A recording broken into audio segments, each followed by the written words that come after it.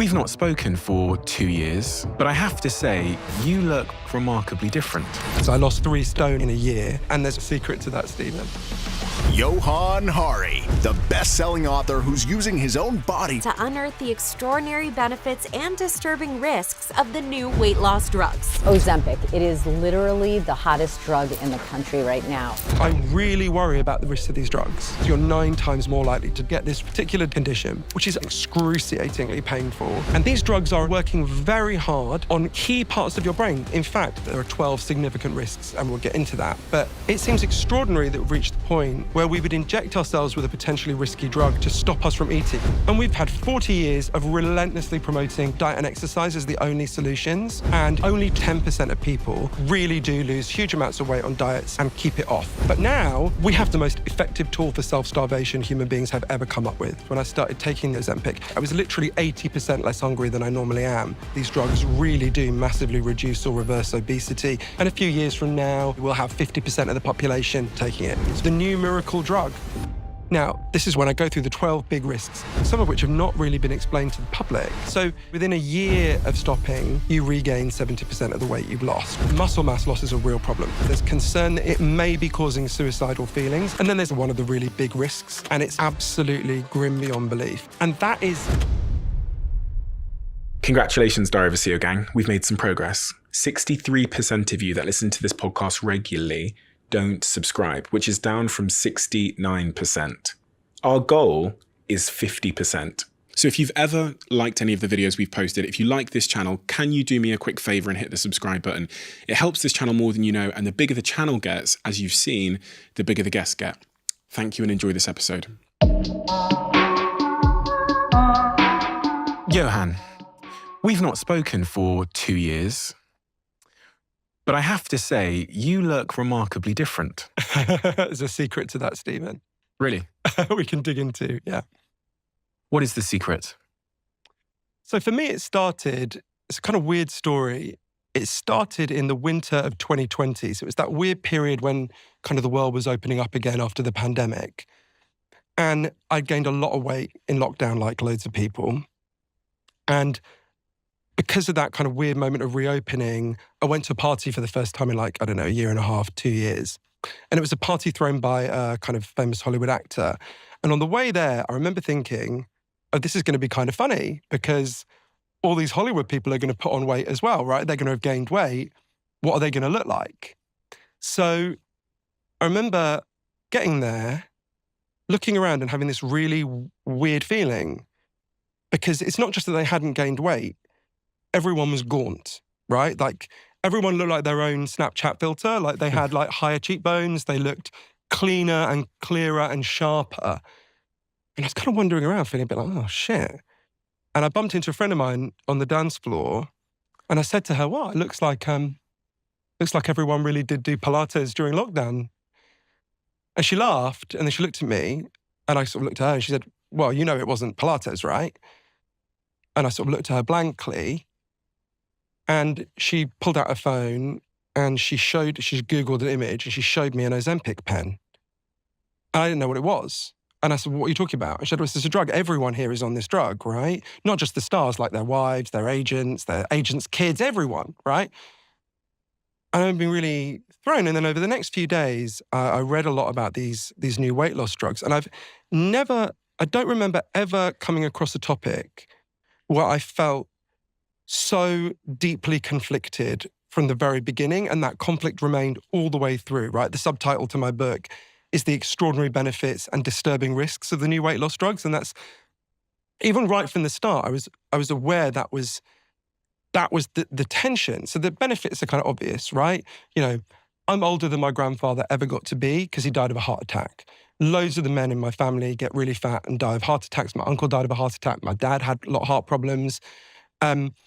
There's a lot of evidence that obesity, unfortunately, does cause a whole range of health problems, over 200 diseases and complications.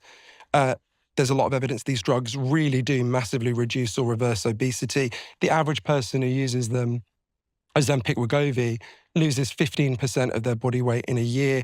With the new generation of the drugs, the next ones that are coming down the line, the average person loses 24% of their body weight. It's staggering. It's just below bariatric surgery.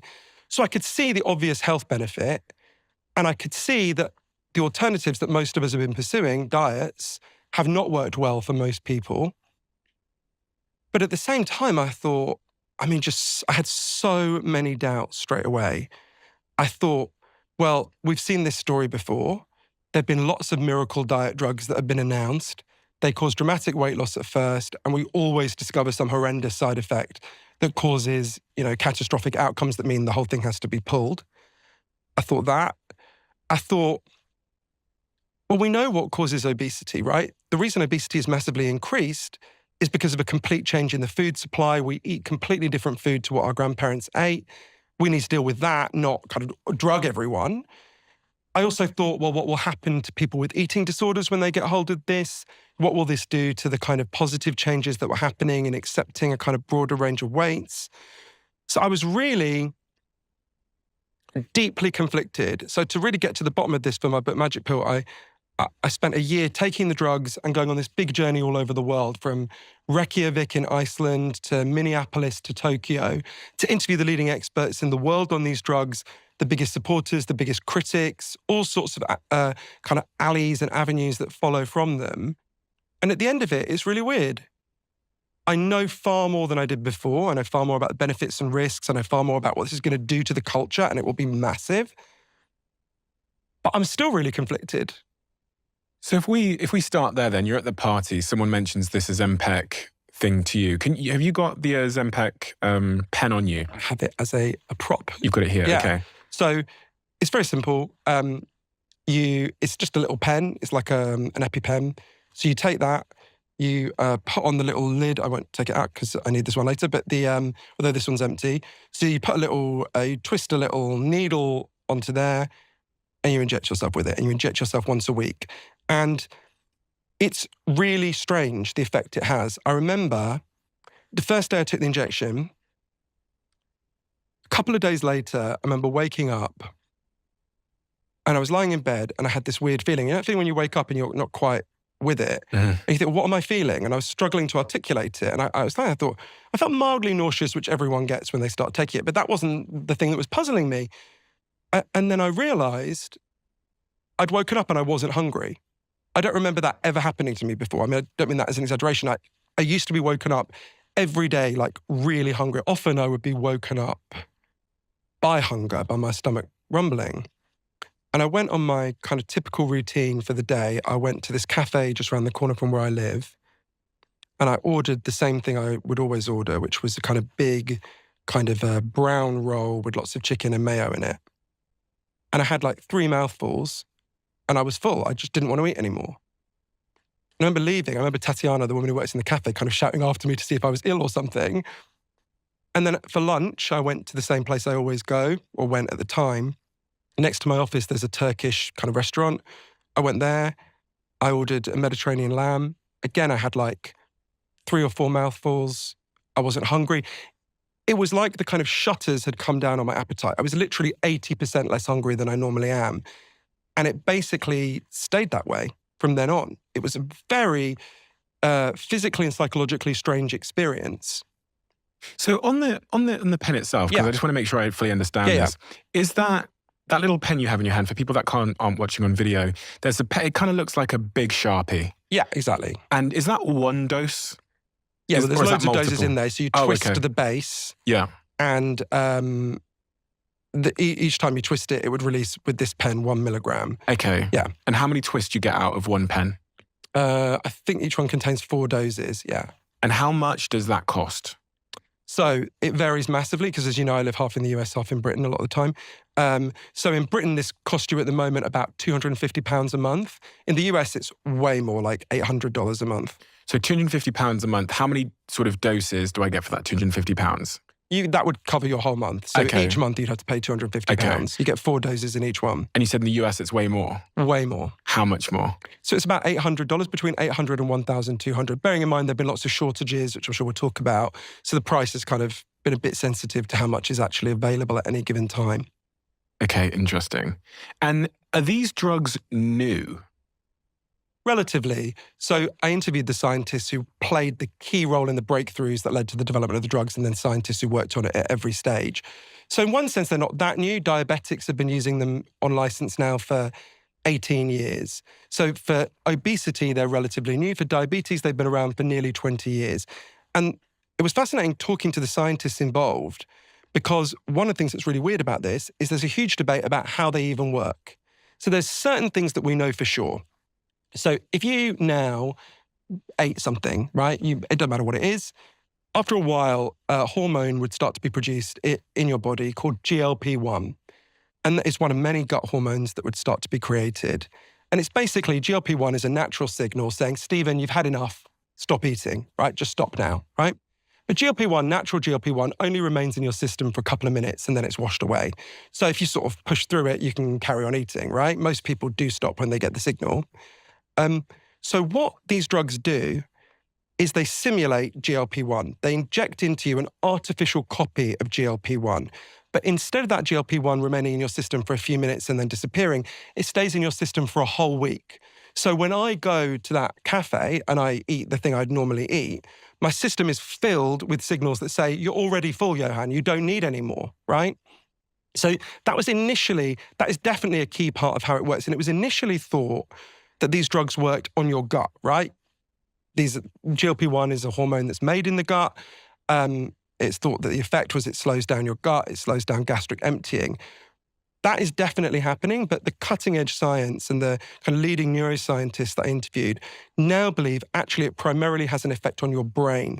It changes what you want and how you want it, which brings with it a huge parallel set of both benefits and risks.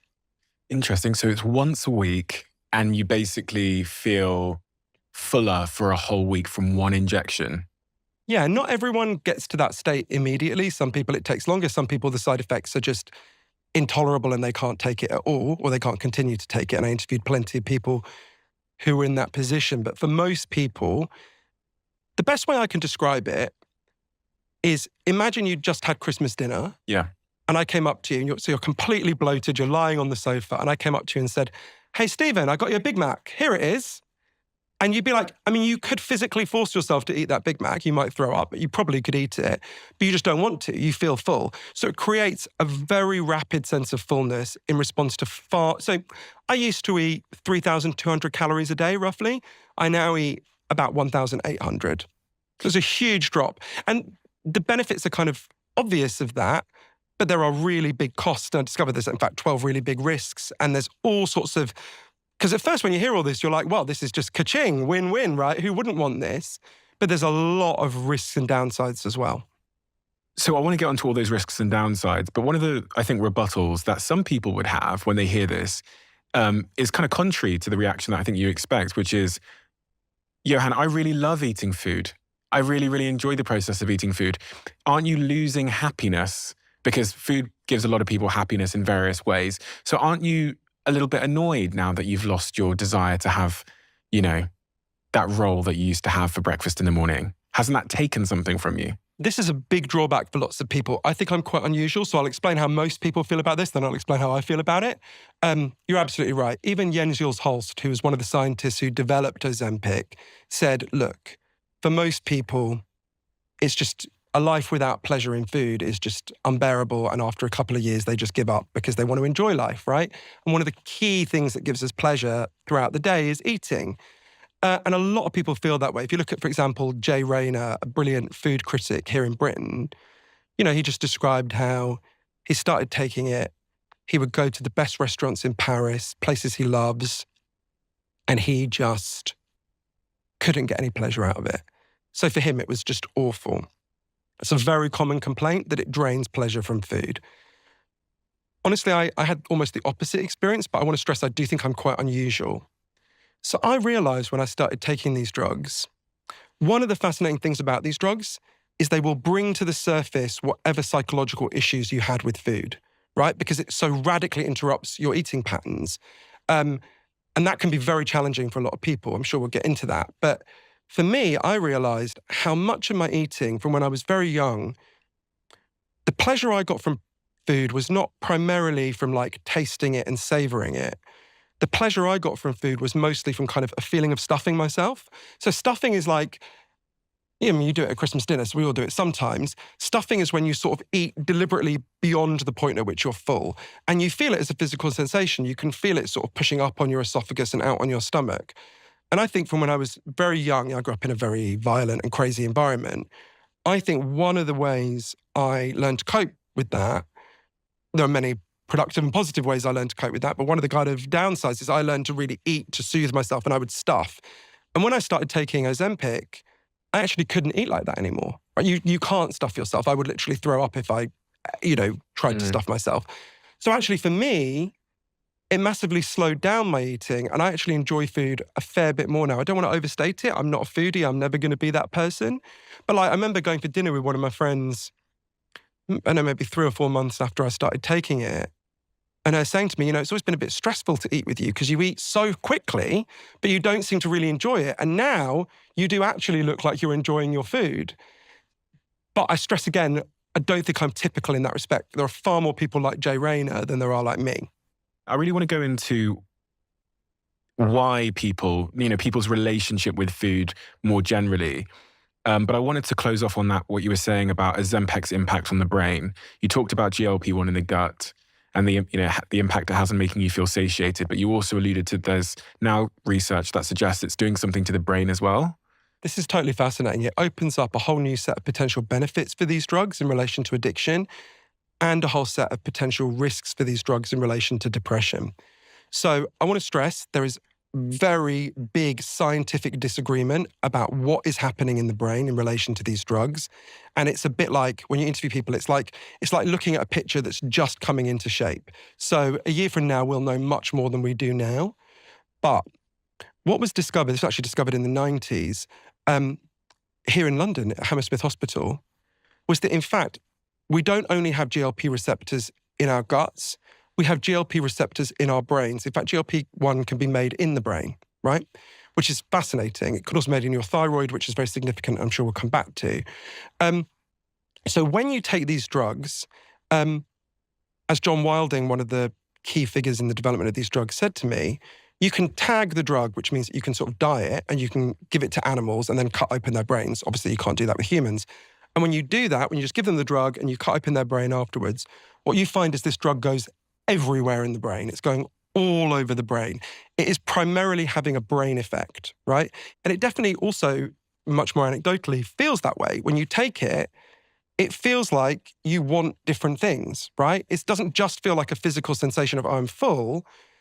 It feels, I remember taking my godsons to McDonald's maybe, a week after I started taking it, and I didn't want a McDonald's. And then one of my godsons saying to me, who are you and what have you done with Johann, right? Because it was so contrary to my preferences and in fact, one of my low points in life was Christmas Eve 2009. I went to my local branch of KFC just around the corner from where we are now because I used to live near here. And I said to the guy behind the counter, my standard order, which is so gross, I won't repeat it. And the guy behind the counter said, oh, Johann, I'm really glad you're here. Wait a minute. I was like, all right. And he went off behind where they fry the chicken and everything. And he came back with a massive Christmas card and everyone who was working that day. And they'd written to our best customer and they all clapped me. And one of the things that was so terrible is I thought, this isn't even the fried chicken shop I come to the most, right? How can this be happening to me? But so when you speak to the cutting edge neuroscientists, and I interviewed them in great depth, there's basically 3 theories about what these drugs are doing to your brain, right? Very broadly. I mean, this is a quite crude way of putting it.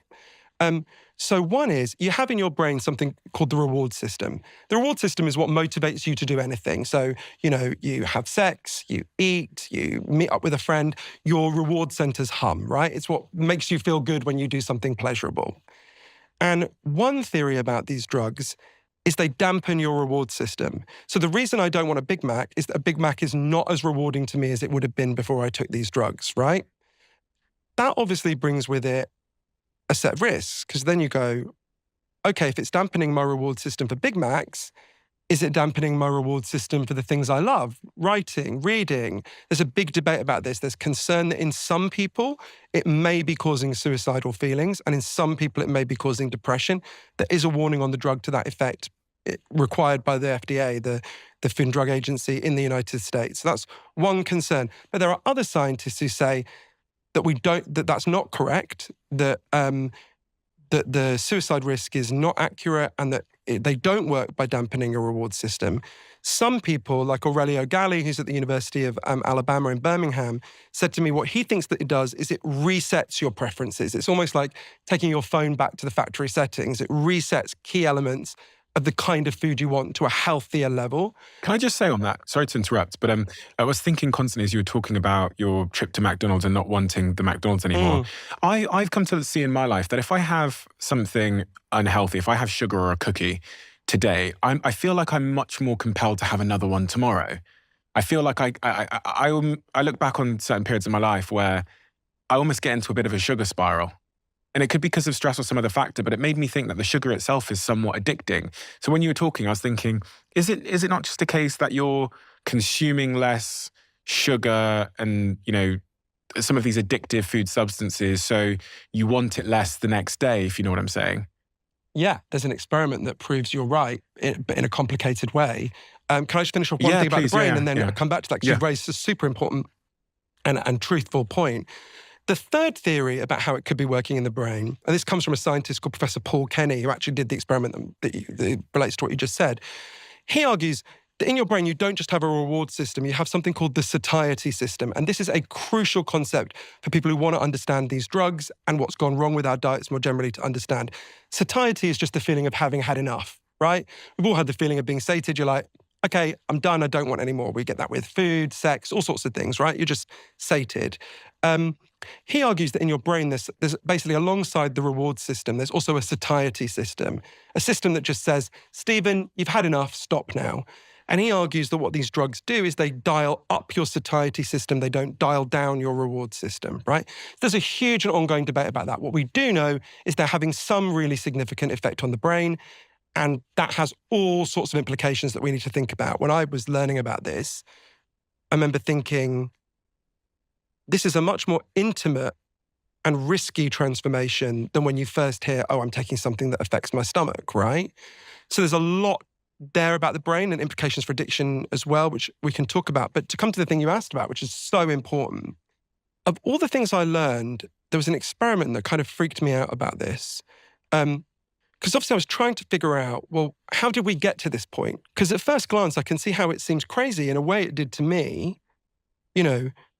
We gained an enormous amount of weight in the last 40 years. So I was born in 1979. The year I was born, 6% of British people were obese. It's now 26%, right?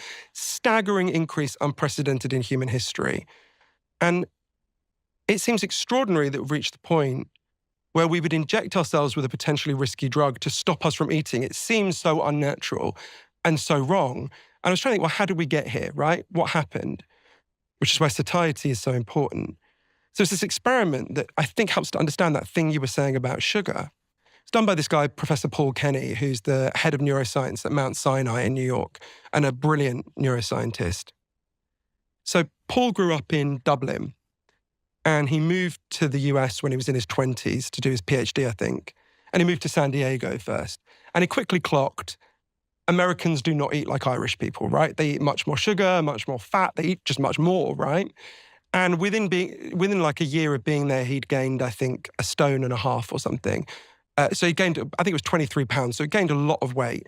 And he started to wonder, sort of like the question you were asking, does this food, when you consume it, change your brain in ways that compel you to consume it more? What's going on?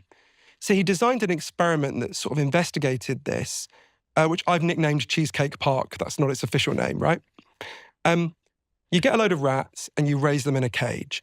And they've just got the kind of food that rats evolved to eat over thousands of years. It's pellets based on their natural diet.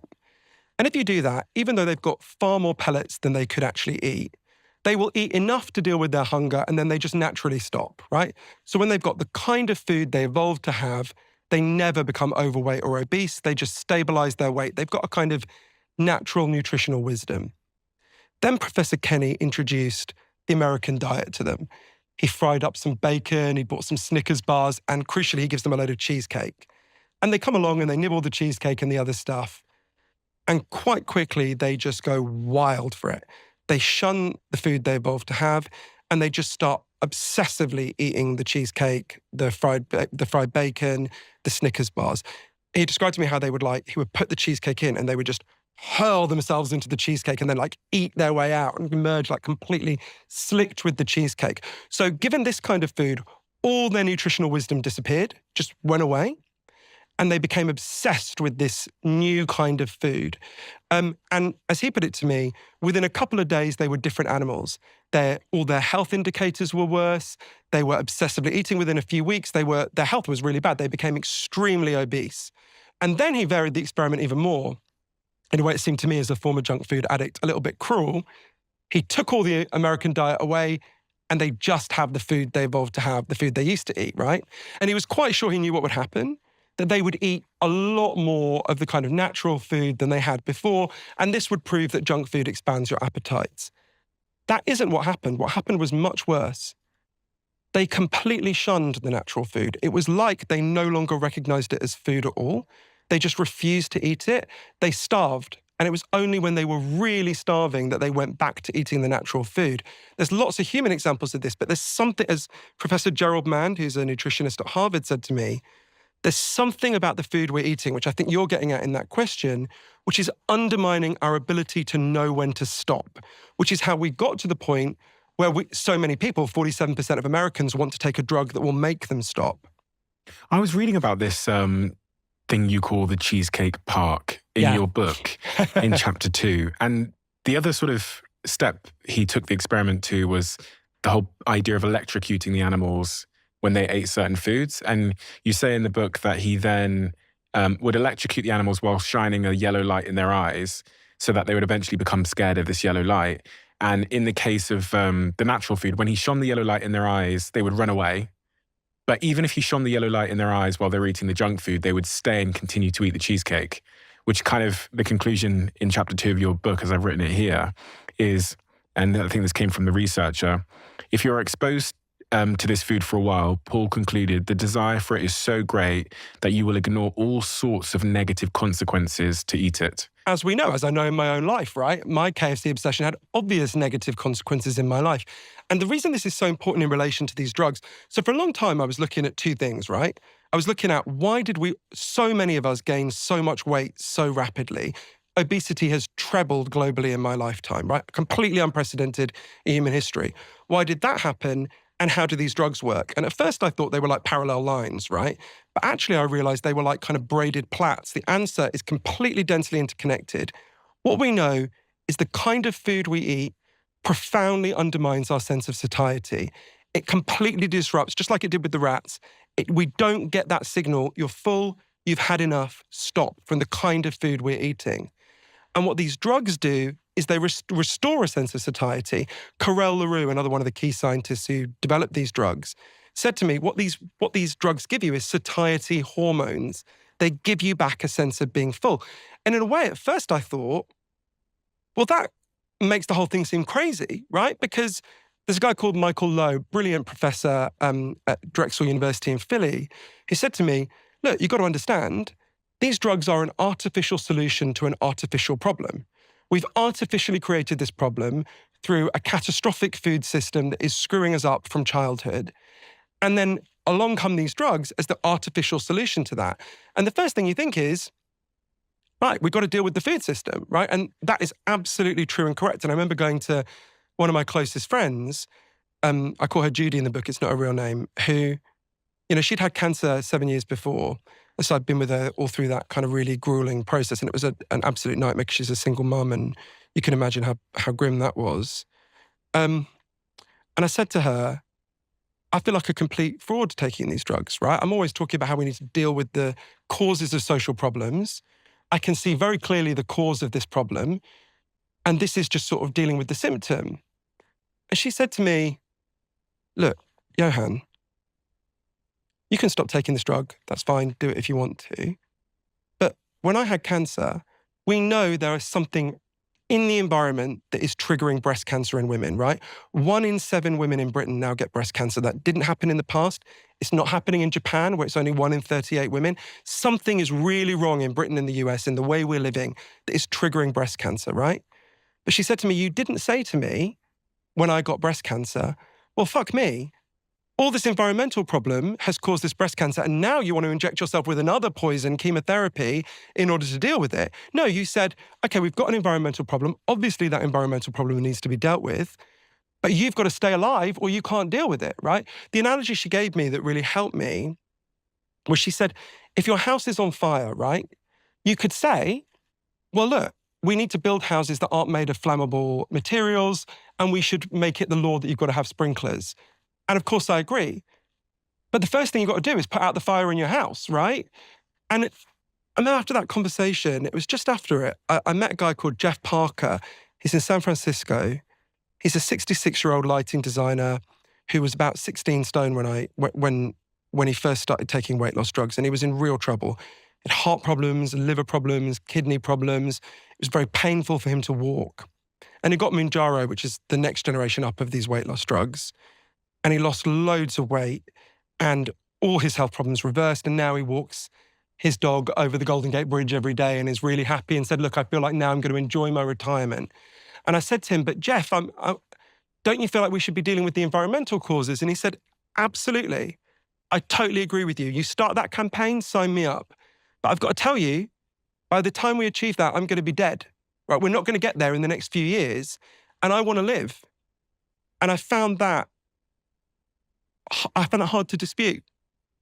What if people say, well, you could just not choose the role at the coffee shop in the morning. You could have just gone for, I don't know, a salad or something. Yeah. It's a choice you're making, Johann. Yeah, Just make better choices. So this was completely the voice in my head. I remember another one of my friends, when I was at dinner and I was doing this, I was talking through everything I'd been learning, and I was talking about, what you got to weigh here, I thought, was the risks of obesity, which are really disturbing when you learn about them. I was actually surprised. We all know obesity is not good for your health, but I was actually stunned when you look at the evidence about how bad obesity is for you in relation to not just diabetes, but cancer, dementia, across the board. We can come back to that. So I was like, well, you've got to weigh these risks of obesity against the risks of these drugs. And I learned that there are 12 significant risks associated with these drugs. And he said, what are you talking about? You haven't got to weigh those risks at all. There's a third option. Go on a diet, exercise, right? And he said, I've seen you do it. You've done it plenty of times, right? Do that. And of course I had this voice in my head. I thought I was cheating. And I thought, well, why am I not doing that, right? And I really began to get an insight into this when I went to interview an amazing person called Professor Tracy Mann, who's in Minneapolis, where I met her, who's done some of the most important research on diet ever. I met her, I interviewed her in a place called Isles Bun, which is a cinnamon bun shop, famous cinnamon bun shop in Minneapolis. And when I arrived, the guy on the door said, have you ever been here before? And I said, no. And he said, oh, we'll give you a free cinnamon bun then. He gave me this 2,000 calorie massive cinnamon bun that sat there the whole time we were talking about diets. And Professor Mann, she began to research this in the year 2000. And she wanted to figure out, how much do diets work, right? Are they effective? And at that time, the science was very clear. Diets are really effective. If you go on a diet, you will lose weight, right? But she's looking at all these studies, it's almost 24,000 studies, and she noticed, as part of this it's called a meta-analysis, and she discovered something a bit weird, which is most of these studies, the overwhelming majority, would follow people who were on a diet for 3 months. So you exercise your willpower, you go on a diet for 3 months, you lose a load of weight, and then they just stopped. And the implication was you stay at that lower rate forever. She'd be like, I know quite a lot of people who are not in that position. That doesn't happen to them. So she looked in more detail and discovered there were 24 studies that had followed dieters, not just over this short period, but for 2 years and in a handful of cases, 5 years. And when you look at the longer picture, the picture is really different. After 2 years, the average person on a diet has lost 2 pounds in weight, right? So it's not nothing, but it's pretty close to nothing, right? It's extraordinarily low. So what we know from the research on dieting is there's a very small number of people, around 10% of people, who really do lose huge amounts of weight on diets and keep it off. We all know people like that. I've got someone in my family like that, right? But for the vast majority of people, it doesn't work. And I remember saying to Professor Mann and loads of other scientists who've looked at this, well, how can that be? Because we know, you only have to know the laws of physics to know, if you consume fewer calories than you burn, obviously you will lose weight. To dispute that, you have to dispute the laws of physics, right? So how can it be that these people are dieting, but they're not losing weight? And Professor Mann and other people explained to me something that's sort of missing in this picture that I think really helps us to understand it and is actually important for understanding these drugs, I think. So a lot of the scientists explained that there are biological changes that happen as you gain weight, which make it harder for you to find your way back in a way that you can sustain. So in the 60s and 70s, there was this theory about weight that was almost universally accepted. It's called set point theory. It sounds a bit complex, but it's pretty simple. If you think about your temperature, your body temperature, right? Your body wants you to be at the temperature you and me are at right now, right? And if our temperature goes higher than that, if we get a fever or if we go to the Sahara Desert, our body will work really hard involuntarily to bring us down. It'll make us sweat, it'll make us really uncomfortable. And again, if your temperature goes below the temperature we're currently at, your body will start to shiver. Again, it'll make you really crave heat, right? So your body has a set level at which it keeps your temperature, and it works extremely hard to keep you in that zone for your whole life. And it was thought for a long time that your weight was a bit like that when you're born, or possibly even in the womb, you have a biological set point for your weight that remains the same throughout your life. And you can go a bit higher or a bit lower, but basically you're fixed there. But then the obesity crisis happened starting in the late 70s, early 80s. There's a huge weight rise in such a large part of the population. And it looked like, set point theory is just wrong, right? That can't be correct, because if it was true, then you couldn't possibly have this. But then Professor Lowe at Drexel and other places and other people discovered what is really happening, in my view. I think they produced very compelling evidence for this. As you gain weight, your body's set point rises, right? So let's say my body wanted me to be 18% body fat. As I get to 30% body fat, my body will then fight very hard to keep me at that higher level, right? Which seems really weird at first. Why would that be? So if you let's say you gained 3 stone, right? And then you tried to lose weight. We'd have to think of a hypothetical. Robert De Niro for the movie Raging Bull gained, 3 or 4 stone, right? And then tried to cut back. But what you'd find was your metabolism would massively slow down. So you would have to burn far more to get the same number of calories as you do now. You would crave far more sweet and salty foods. You would have lower energy, so you would find it harder to exercise. So your set point has risen and it's trying to keep you there. And I remember saying to loads of scientists, well, that just seems bizarre. Why would evolution endow us with that? That's such a maladaptation, right? Why would it be?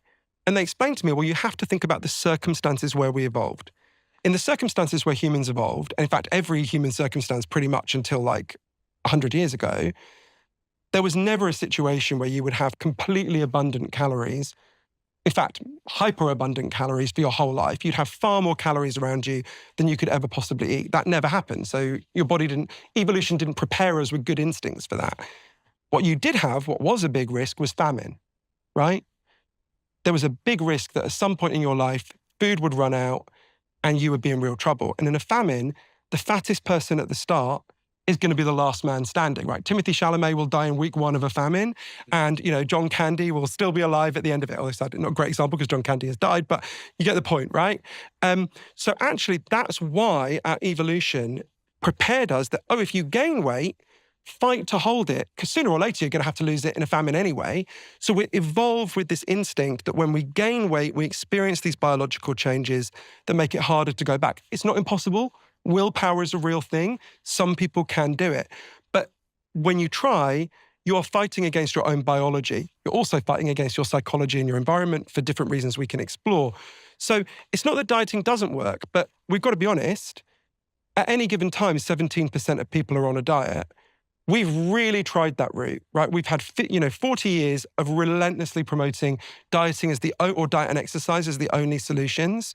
And we've gotten fatter and fatter and fatter. So there's something missing in that picture. I think it's partly set point theory.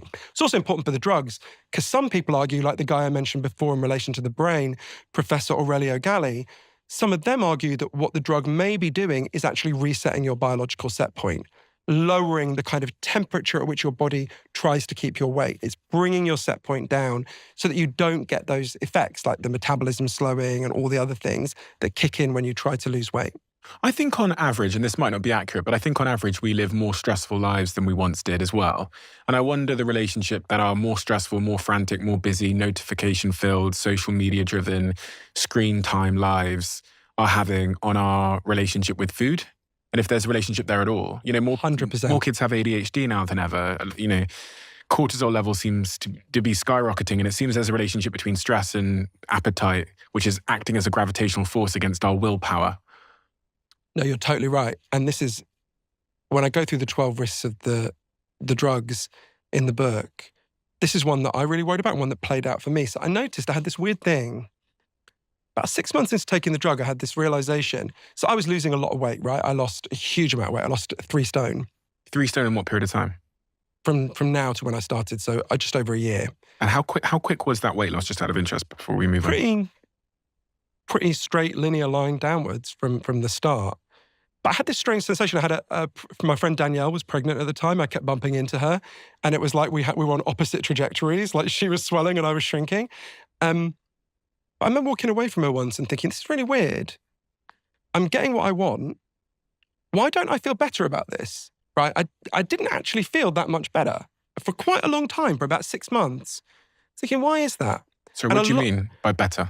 I felt quite muted in my emotions. I wouldn't say, I definitely wasn't depressed, but I felt a little bit dulled. I thought, this is strange. I thought, well, maybe it's just other things going on in my life. You never know when it's just an individual. But lots of people are reporting this. Most people are very happy when they take drugs, but there's a significant minority. And so I started looking at exactly this question, the psychology of eating. And it turns out there's kind of there's scientific evidence for 5 reasons why we eat. And obviously the first and most important one is sustenance, right? I would have thought, if you'd asked me a year ago, why do you eat? I would have said, well, the main reason is to sustain my body. But here I am eating so much less than my body is sustained. So all those other calories I was consuming were doing something else, right? And one of the reasons we eat, another one is pleasure, which we've talked about. But another reason why people eat is comfort, right? People get a tremendous amount of comfort out of food, particularly overeating can be very comforting. We know this partly because whenever there's a stressful event, junk food orders massively go up. After 9/11, there was a huge increase in people ordering pizzas and fried chicken. The night Trump won the election, in blue states on Uber Eats and the other kind of delivery apps, there was a massive increase in people ordering tacos, shitty food, right? If you're a man and you lose your job, your chances of gaining weight massively increase, partly because it's so upsetting and you eat to comfort yourself. And one of the things that happens when you take these drugs is your ability to comfort eat is taken away from you. You can't comfort eat. And we've got a good analogy, I think, or a good precedent for helping us think about how that affects you. So the best comparison for these drugs, if we're trying to figure out their effects, I think is bariatric surgery, right? So up to now, it was very hard to sustainably lose like more than 20% of your body weight. The only way it was possible to do it very quickly was bariatric surgery. So I think we have to look at the outcomes. That's stomach stapling. There's 4 different kinds of it, but it's basically what we think of as stomach stapling. Stomach gastric operations. band. Exactly. That's one form of it, right? Okay. And so I think you have to look at the evidence from gastric surgery. And in some ways, it's very encouraging. So we know that gastric band surgery and other forms of gastric surgery massively boost your health. If you have one of these operations, over the next 7 years, you are 56% less likely to die of a heart attack, 60% less likely to die of cancer, and 92% less likely to die of diabetes-related causes. In fact, it's so good for your health that you are 40% less likely to die of any cause over the next 7 years, right? So we know reversing obesity massively boosts physical health in most cases, right? Sometimes very dramatically. But we also know from bariatric surgery, there's plenty of downsides to bariatric surgery. It's a horrendous operation, and 1 in 1,000 people die during the operation. It's grim. But we also know, where I think it's really important to the thing you're asking about, is that it has an effect on your psychology. So a lot of people are much happier. Most people who have that surgery are glad. But 17% of people who have that surgery have to have inpatient psychiatric treatment afterwards because they're so depressed or distressed. Your chances of committing suicide almost quadruple after you've had bariatric surgery. And I think there's lots of reasons why. Some of it must be the grimness of the operation and the aftermath.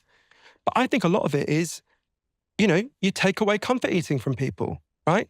If you go through life, and especially people who've had gastric band surgery or the other surgeries, those are people who were very severely obese, so they will have had this effect very powerfully in their lives, most of them.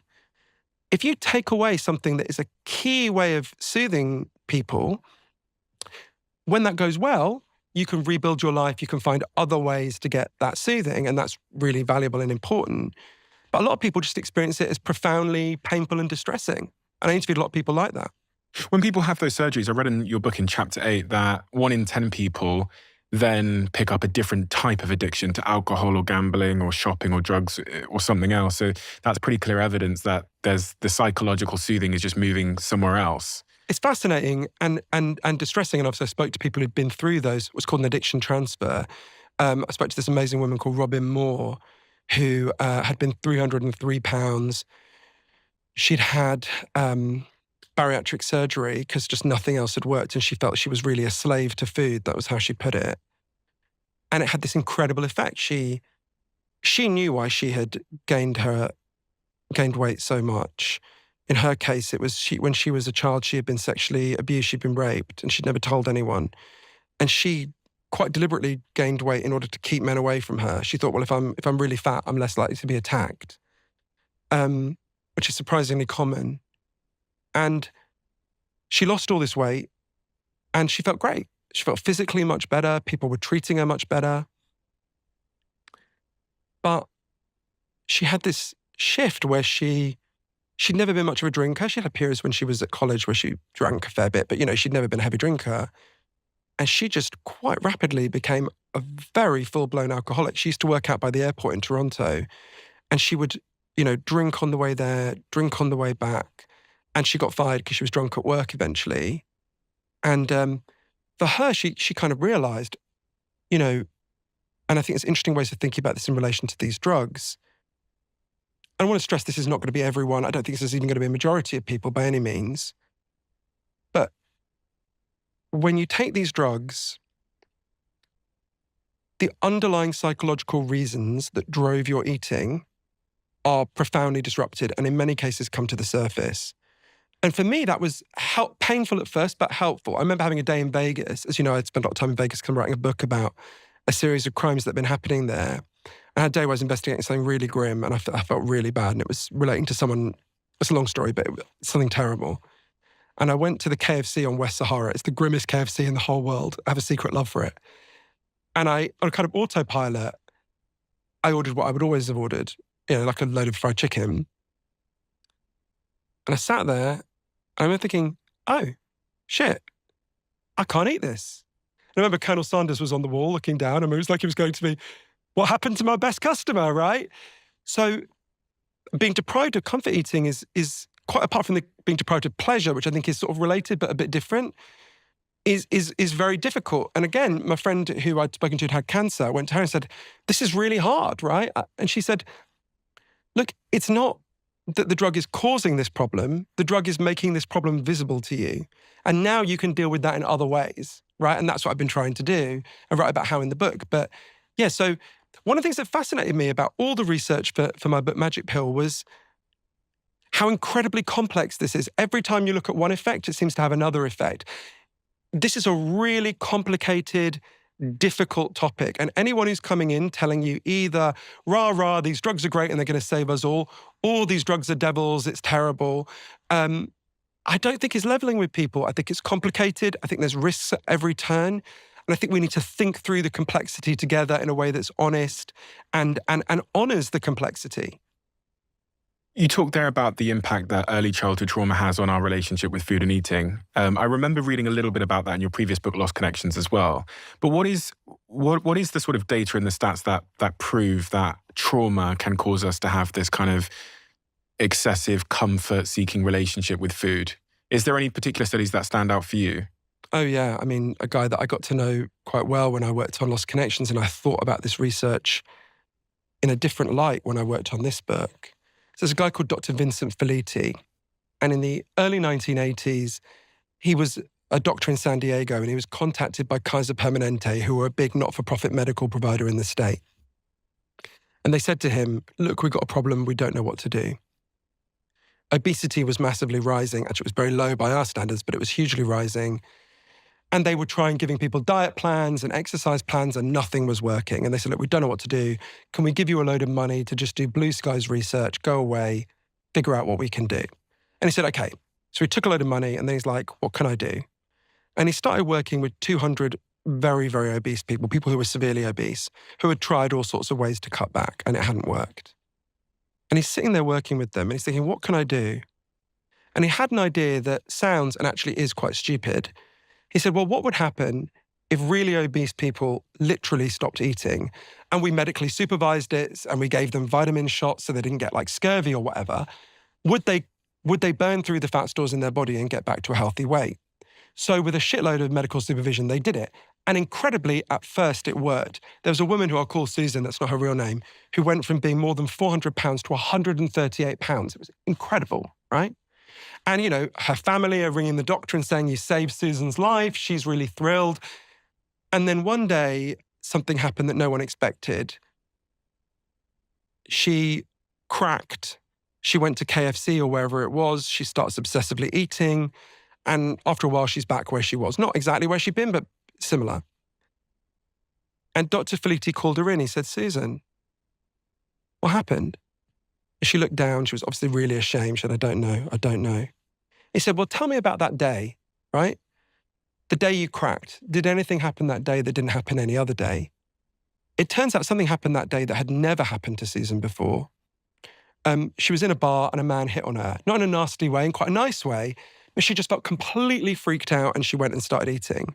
And that's when Dr. Faliti said to her, well, Susan, when did you start gaining weight?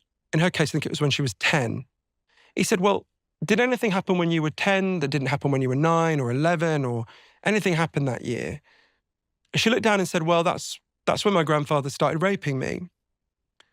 Dr. Faliti interviewed everyone in the program. He discovered that 60% of them had made their extreme weight gain in the aftermath of being sexually abused or assaulted, which is a staggering figure, right? 60% of the women. And he was like, well, how could this be? He was really puzzled. And Susan explained it to him really well. She said, overweight is overlooked, and that's what I need to be, right? If you're severely overweight, you're much less likely to be sexually attacked, right? It's obviously can happen, but it's rarer. And when you understand that, you begin to see again in relation to these drugs, why some people get really freaked out when they take these drugs. Because some of them experience it as suddenly, oh my God, I'm really vulnerable to this traumatic event being reenacted again and again. Now, that's one example. There's lots of, if we go down the list of reasons why people eat, like I do in the book, there's lots of other ones that get triggered and activated and disrupted as well. You talk in the book about this word I've never really come across before, which is, it's a phrase, I guess. You say the environment is obesogenic. I've only ever heard of that term, carcinogenic, which basically means something can give you cancer. But you're saying that the environment we live in is, the way that I read it was like that it's almost contagious. Like it's going to give me obesity just by being alive in the modern world. One of the stats that really stood out to me when you're talking about processed food is that on average, when we eat processed food, we end up eating 500 more calories every single day. And that again is startling. I've had a few guests on this podcast that have talked about processed food and the rise of it. And I do wonder to myself if there's ever going to be a change in society. If there's any indication that at some point, I don't know, government will step in and ban it or tax it more or something will happen. What's your view on, if we talk about the optimism of the obesogenic environment changing, do you think it can change? Do you think it will? So crucially, I went to a country that had completely transformed its diet and as a result has very low obesity. Japan, we can talk about that. And I went to loads of countries that are making the changes you're talking about. So prompt me to come back to that. But I would start by saying, well, A, you're totally right. We live in an obesogenic environment. An obesogenic environment is an environment that primes you to be obese and where it's hard to be a healthy weight, right? It's hard to get healthy food. Healthy food is expensive and rare, whereas shitty food that makes you obese is cheap, abundant, and constantly promoted to you, right? So that's an obesogenic environment. And there's loads of evidence that, well, as Professor Michael Lowe put it to me, we live in as obesogenic an environment as human beings could possibly design, right? And there's 7 ways in which processed food undermines your ability to stop eating that I go through in the book. So if you're feeling pessimistic, and I'm clearly you're right to feel pessimistic. Someone as charismatic and brilliant as Michelle Obama could not even get us to join a campaign to physically move. So I get it. There's big obstacles here. But when you feel pessimistic about it, the first thing I would say is, think about smoking, right? My mother smokes 70 cigarettes a day. There's a photograph of me and her where she's breastfeeding me. I'm about 6 months old. She's smoking and resting the ashtray on my stomach. And when I showed her this photo, I thought she'd feel guilty. She said, "You were a fucking difficult baby. I needed that cigarette." But you think about that, that was normal, right? In Scotland, that was normal when I was a kid, right? So you think about smoking. When I was 7 years old, more than half of the population of Britain smoked, right? And people smoked everywhere. People smoked on the tube, people smoked on planes, people smoked on game shows. The doctor would smoke while he was examining you. I'm not joking, I remember that happening, right? So if I could take you back to the Britain of 1987 and you could walk around, you would feel sick because the smell of smoke was everywhere, right? And there were just ashtrays everywhere. Funny enough, I was with my mother when it was the anniversary there was a terrible catastrophic fire at King's Cross Station here in London in 1987, I think. And I was with my mother when it was the anniversary a few years ago. And so it was a terrible disaster. There was a fire. Someone had put out a cigarette near an escalator and it killed more than 50 people. It was awful. And my mother said, "Oh, that was the worst day of my life." And I said, "Oh, were you there? Did you know someone who died?" She said, "No, that's the day they banned smoking on the tube." Anyway, so if I could take you back and I said to you, right, however many years we are on from that now, only 12% of British people will smoke. It will be falling, and the British government will be about to progressively ban smoking. You won't be allowed to smoke indoors anywhere except your own home. The rates will have tanked. Young people there'll be almost no cigarette smoking among young people, and they're going to progressively ban it by age. That would have seemed ludicrous, right? You would have said, well, tobacco industry is one of the most powerful industries in the whole world.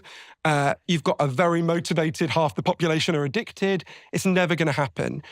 These things can change. That's a huge public health transformation in a very short period of time. These things can change, and I've seen how it can change with food, so that we're not in this situation where we have to choose, as we are at the moment, for many of us, not all, between the risk of obesity and the 12 big risks associated with these drugs. What are they waiting for? Because the government knows this. The government knows that processed foods and the sugar quantities that the average person's eating is bad. So they could presumably get something done this year. But they won't. There's a brilliant writer called Rebecca Solnit who says, politicians are weather vanes and it's our job to be the weather. If you're a politician, you're constantly making a calculation, right? If I do this thing, how much praise will I get and how much shit will I get for it, right? And, some of them are good people. Many of them are good people, but you're constantly making that calculation in a democracy. And right now, if you do the right thing on food, and there are loads of things we do. I saw in Japan, we can go down the list of all the things we need to do that could transform health, particularly for our children. You'd get some praise, but you get a lot of shit, right? You get a lot of shit for it. And for many years of my life, I would have been one of the people who gave them that shit, right? So I understand it. We have to change that calculation by helping people understand and make better choices in ways that I saw happen. So I can explain how they did it if you want. Please. Japan is really important, I think, for thinking about how we get out of this trap. Because at the moment, the way it's often presented is, look, we're just screwed, right? There's just this huge obese population. That's the product of being rich. If you're a rich country, you've got lots of calories around you. Inevitably, we're going to have loads of obesity. And inevitably, we're just going to need to give loads and loads of people these drugs forever.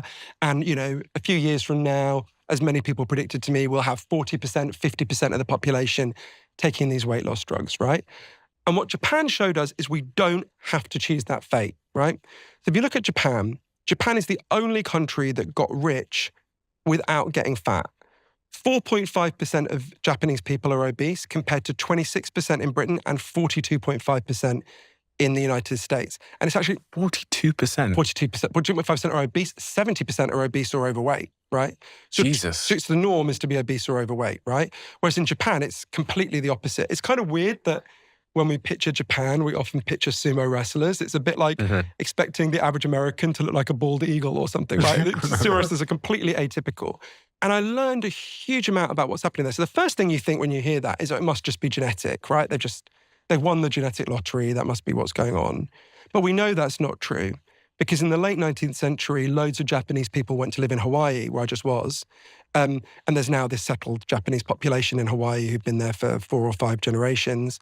And they're almost as fat as other Hawaiians, right? So they're 5 times they're 5 times more likely to be obese than Japanese people in Japan. So actually, when the environment changes, Japanese people become obese like everyone else. So there's something else going on. So I wanted to understand, how did Japan do it? And one of the really interesting things is it was very consciously done. There's a guy called Professor Bharat Kushner, who's a professor of East Asian history in Cambridge University, who's talked about how, actually, if you go back to the 1920s, Japanese people had one of the worst diets in the world. They only ate protein once a week. They almost never ate fish, right? They only ate fish once a week. They had a terrible diet. And the Japanese government at the time wanted a healthy population so they could form armies that would go and invade the rest of Asia. So they deliberately transformed the food culture in Japan very consciously. So I want to see, how do they do that now, right? What's going on? So I went to a school called Koenji School, which takes kids from 5 to 18. And it was totally fascinating. So when I arrived there, I went with my translator. You arrive and all the kids walk to school on their own. From the age of 5, all Japanese children just leave the house and walk to school on their own. So they get a lot of exercise in the morning and they walk home on their own as well. And we were greeted at the entrance by a woman called Harumi Tatibe, who's the nutritionist at the school. By law, every Japanese school has to employ a professional nutritionist. It's a difficult qualification to get. It's 3 years of study on top of learning to be a teacher. And your job is to design and oversee the creation of the food in the school. All processed food is banned. No one is allowed to have there's no processed food in any Japanese schools ever. Every meal has to be prepared from scratch at the start of the day. And no one is allowed to bring in a packed lunch. So every kid has to eat the food that's prepared in the school. Her job is also to use those meals to educate the children about how to eat healthily. So they teach them all sorts of key principles. One of them is, in Japan, this is a very deep cultural norm, you should only eat until you're 80% full. So it takes a while for your body to realize you're full. So if you get the signal that you're full while you're still eating, they're like, you've eaten too much, right? So you should eat until you're 80% full and then stop. There's all sorts of norms that are very different to ours. So if you look at a typical Japanese meal, it will have 5 portions, significantly more than ours, but they're pretty small, right? So you might have some fish, some miso soup, a whole range of things. Which is important for your gut health, because there's a bigger variety of ingredients, which makes your gut much healthier. But also you eat it differently. So if you gave us, a meal with 3 bits, generally you'd eat all of one, then all of another, then all of another. You'd have all the lasagna, then you have the carrots or whatever. In Japan, that's regarded as like a crazy way to eat. You have a mouthful of the miso soup, then you have a mouthful of the white fish, then you have a mouthful of the sashimi, and you have it slows your eating down massively if you eat that way. They're also taught, I remember her standing there, so the meals in all the schools are designed to be nutritionally balanced through these 5 components. And so she stands in front of the class and teaches the kids, okay, this is a red rope. This represents calcium. What does calcium do? And kids go, it makes your bones stronger. She's like, yes, that's this on your plate. This represents carbohydrates. What do? They give you energy. And the kids yell out. And then she ties the rope together. She goes, you see, now it's all tied together. Now it's a balanced meal.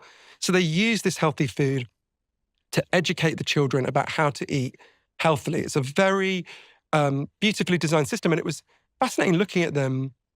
I mean, I've got to tell you, Stephen, it was really weird. This is a school of 1,000 children. I walked through that school all day. There was not one fat child. It's odd. Like, it's jarring when you go, right?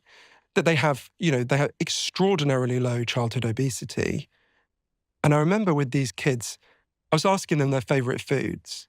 The first kid I asked said, my favorite food is broccoli. It's like, all right.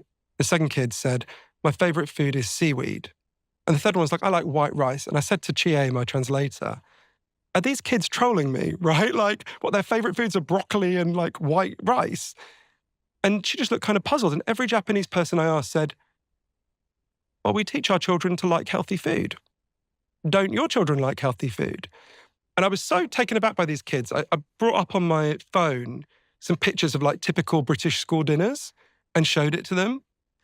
And they literally reacted like I had shown them an ISIS beheading video. They like screamed. They were like, what is this? And one said, did you eat this every day? I was like, yes. They're saying, where's the salad? I said, there is no salad. They were just completely baffled. So they partly start with this very strong culture, creating a very deliberate culture of how to eat differently that begins at a very, very young age. There are some other steps that are a bit more dodgy that we can come to, I'm sure, but that was the kind of that was the first pillar of it that I saw. And then over here, we're in this sort of craze of injecting ourselves with this thing called Ozempic. Can I see the pen, actually? I've never actually seen one before. I won't open it or anything. Oh, sure, of course. I won't contaminate it. Me pen or Zoo pen? I've just been so intrigued to see what these things are like. Once weekly, Novo Nordisk. Novo Nordisk, now the most valuable company in the whole of Europe. What are they? Give me some context on Novo Nordisk. They're a Danish pharmaceutical company. So there's two companies that are kind of pushing the main drugs in this. Pushing sounds too pejorative there, you know what I mean? So Novo Nordisk are a Danish company. The entire Danish economy has had a massive growth because of the popularity of these drugs. Since they came out, they've become the most valuable company in Europe. The market for these drugs is predicted to be $200 billion by the end of this decade. And the other one is Eli Lilly. And how do I get this? Do I have to go to a doctor and get a prescription, or can I just go buy this online or something? So this is part of the problem, and this leads to one of the really big risks associated with the drugs, which is eating disorders. I am really, really worried about this. So there are lots of young girls in particular, some boys, but it's mostly girls, who want to starve themselves, right? We know that. It hugely rose during the pandemic, and this is the most effective tool for self-starvation human beings have ever come up with. So I interviewed a lot of eating disorders experts who are terrified about what's coming down the line. And the truth is, it is very easy to get hold of it. You could go online now. You clearly do not meet the criteria for getting these drugs, right? You've got to have a BMI of higher than 27, which is a BMI that comes from fat mass, not muscle mass. So you would not meet the criteria at all. If you went online, you could go and see a doctor on Zoom, lie about your BMI, and you would get it in the mail 2 days later, right? They're meant to check your BMI, but on Zoom, that's very hard to do. If in the unlikely event you were turned down by a doctor on Zoom, you can just order effectively counterfeit ones online very, very easily. So I'm extremely worried. I think we're going to have there are many downsides to these drugs. Possibly the worst from my point of view, one of the 2 or 3 worst, is you're going to have a huge wave of young women who get hold of these drugs and do a lot of harm to themselves. Now, there is something we can immediately do to massively limit that harm.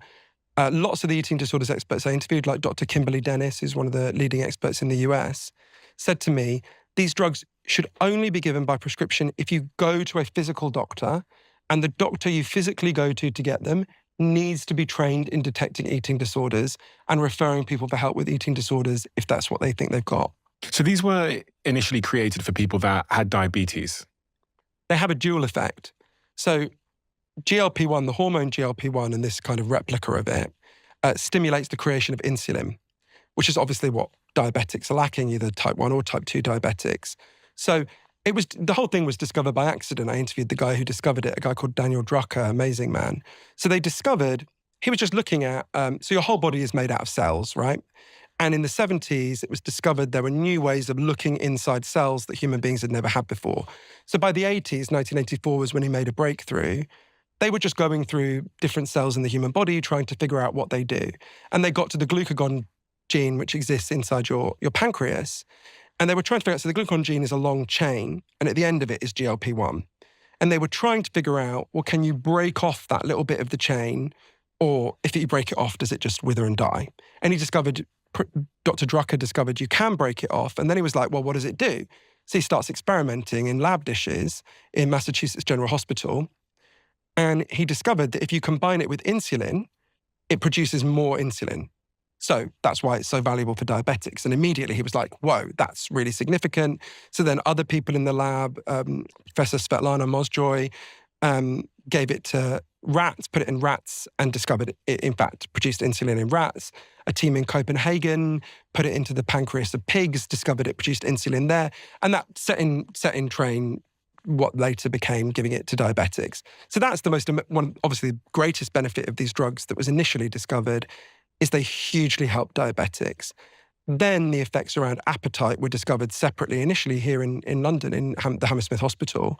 That was when they discovered, if you inject people with GLP-1, this is before they had copies of it, if you inject people with GLP-1, it reduces their appetite. Oh, okay. You can see where their thinking went from there. So there's dual uses. And the dual uses are kind of incredible. If you look at, the effects on diabetics, obvious, but if you look at the health effects that are emerging around these drugs, and this is very close to my heart, literally, because of the heart problems in my family. If you take these drugs, if you started with a BMI higher than 27 and you take these drugs, over the next 5 years, you are 20% less likely to have a heart attack or stroke. So we're talking about, some people are like, this is vanity. Yeah, and there's an element of vanity in me and in most people taking these drugs, I'm sure. But this is having massive health benefits for lots of people. How many people are willing to take it? Because as we discuss this now, say that there's, 1 million, 10 million people that listen, what percentage of those people on average would go, do you know what, that sounds like the thing I've been looking for? If they're Americans and the polling is right, 47% of Americans have said they would be willing to take, they want to take these drugs, actively want to. Oh, they want to. So about 50% of the audience will be actively wanting to take it as we sit here now. Yeah.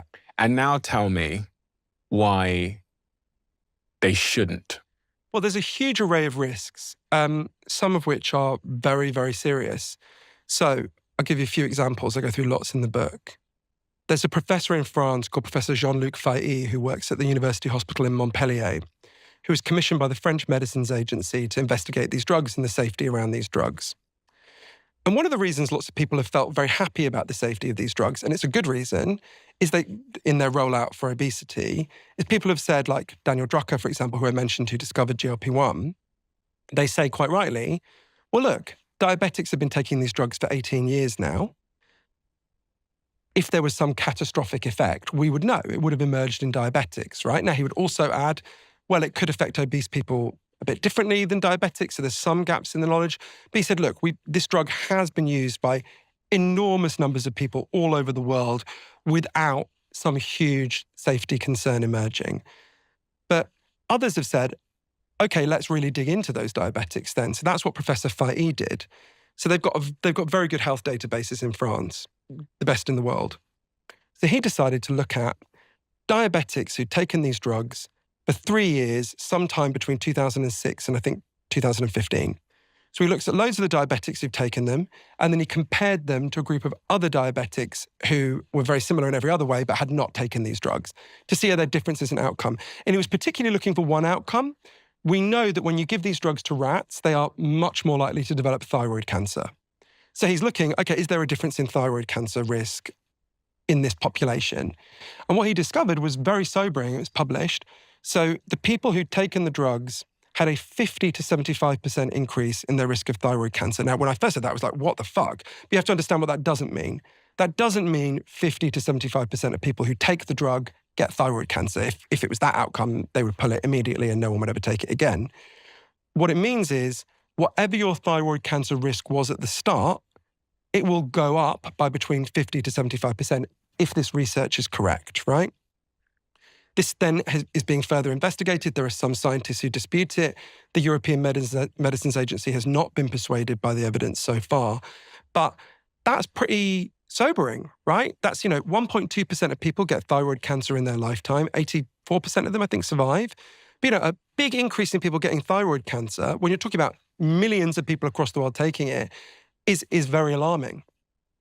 What about this thing called Ozempic face? Yeah, I'm not worried about that. Purely for a selfish reason.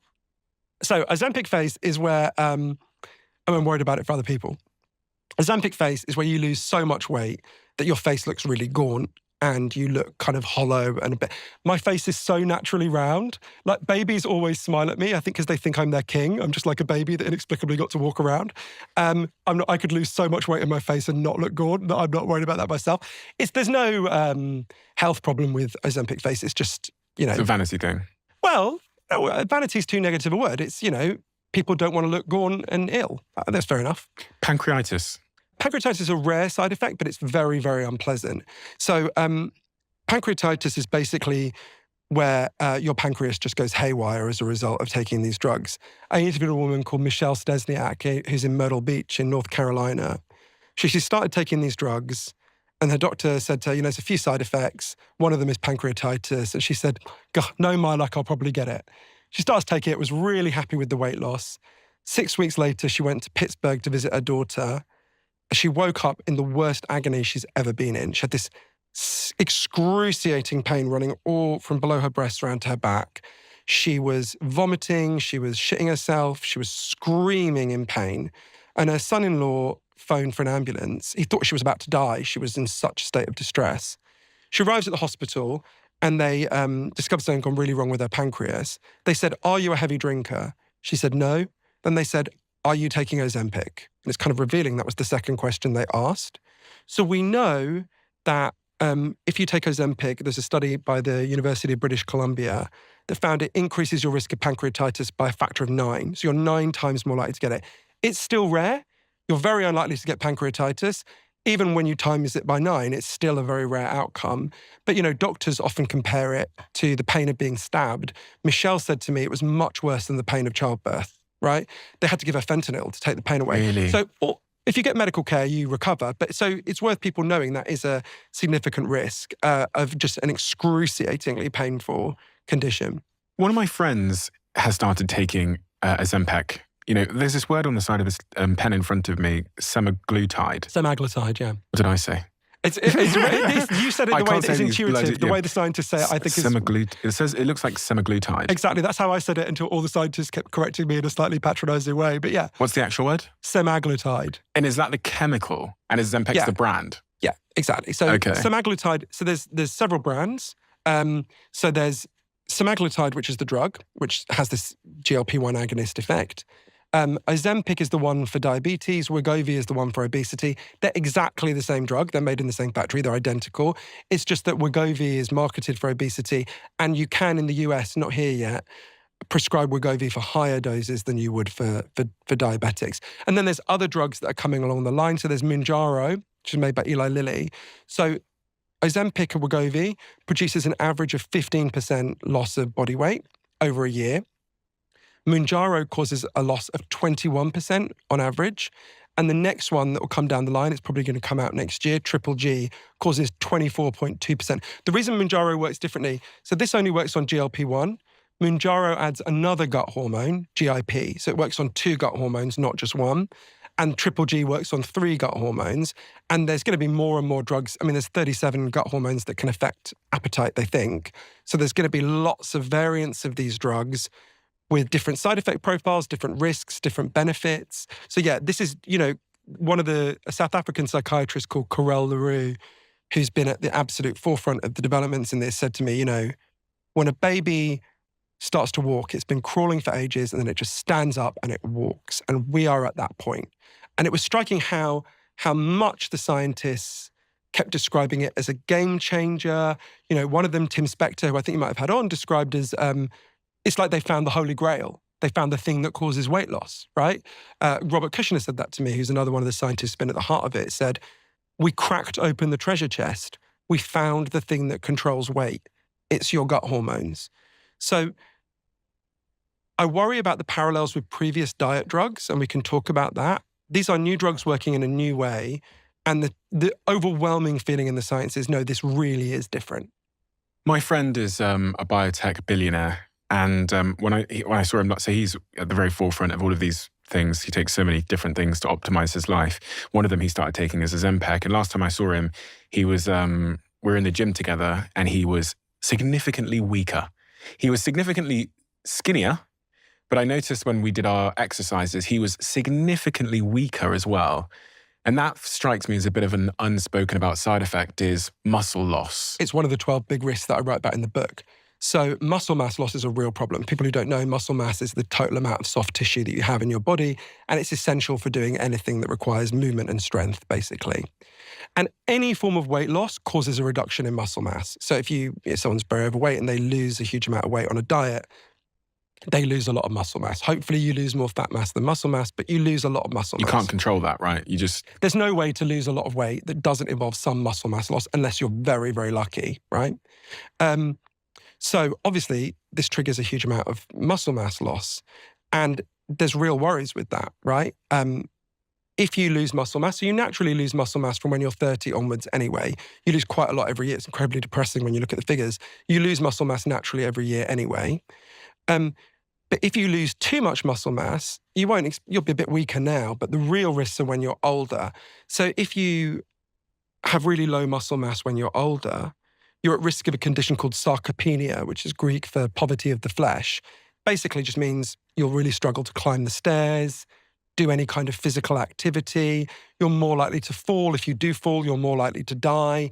It's quite a serious thing. And this, I think, is particularly going to be an issue for people who are already skinny, like the people at that party we were talking about right at the start. None of them were fat at the start, right? People who were already skinny, who are taking it to be super skinny, they're going to have real issues with their muscle mass likely when they're older. So this is a very serious problem. We could be building up a time bomb of more frail older people further down the line. You lose up to 20 to 30% of your lean muscle mass when you start taking Ozempic, it says in your book, as one of the risk profiles. That's for some people, yeah, not for everyone. Actually, weirdly, I was 33% fat mass when I started, and I went down to 22%, I think it is now. So I lost nothing but fat mass, but I suspect that might be for the slightly humiliating reason that I had no muscle to start with, but I'm not sure. And then on the psychology, the mental health side of things, suicidality, there's some cases where suicidality, things like feelings of anxiety and depression increase. Is that because of the underlying reasons why we're eating, the self-soothing stuff, or is that a separate side effect? So it's hugely debated. There isn't even agreement that the drugs cause that effect in a minority of people. You've got to bear in mind, at any given time, some of the population becomes suicidal. Some of them will be taking these drugs. So it's very hard to disentangle that, especially early on. So some scientists would say there isn't even any evidence they cause suicidality. Among the scientists who fear that it may cause suicidality, there's a big debate. Some of it will be you're deprived of comfort food or pleasure. Some of it will be, as Carel LaRue put it to me, a lot of people who are overweight for a long time say, you know, the reason my life is shit is because I'm overweight. If I finally lose weight, my life will be good. And then they lose weight and they've still got the same arsehole husband and they've still got the same job they don't like. And they suddenly go into this crisis where they're like, oh, it wasn't the weight that was blocking me. It was everything else, right? They say, don't they, that the difference between like happiness is your expectations and reality. So you can imagine if you have that expectation that losing this weight is going to make me happy and you fall short of the expectation because it doesn't, the anticlimax can cause so much psychological discomfort. Yeah, and I spoke to people who've been through that, and I think that can be a really big issue. There's also with suicidality, so some other people who would say, well, okay, the psychological effects are probably real, but it might come back to what we were saying about dampening the reward system in the brain, right? Mm-hmm. There were people like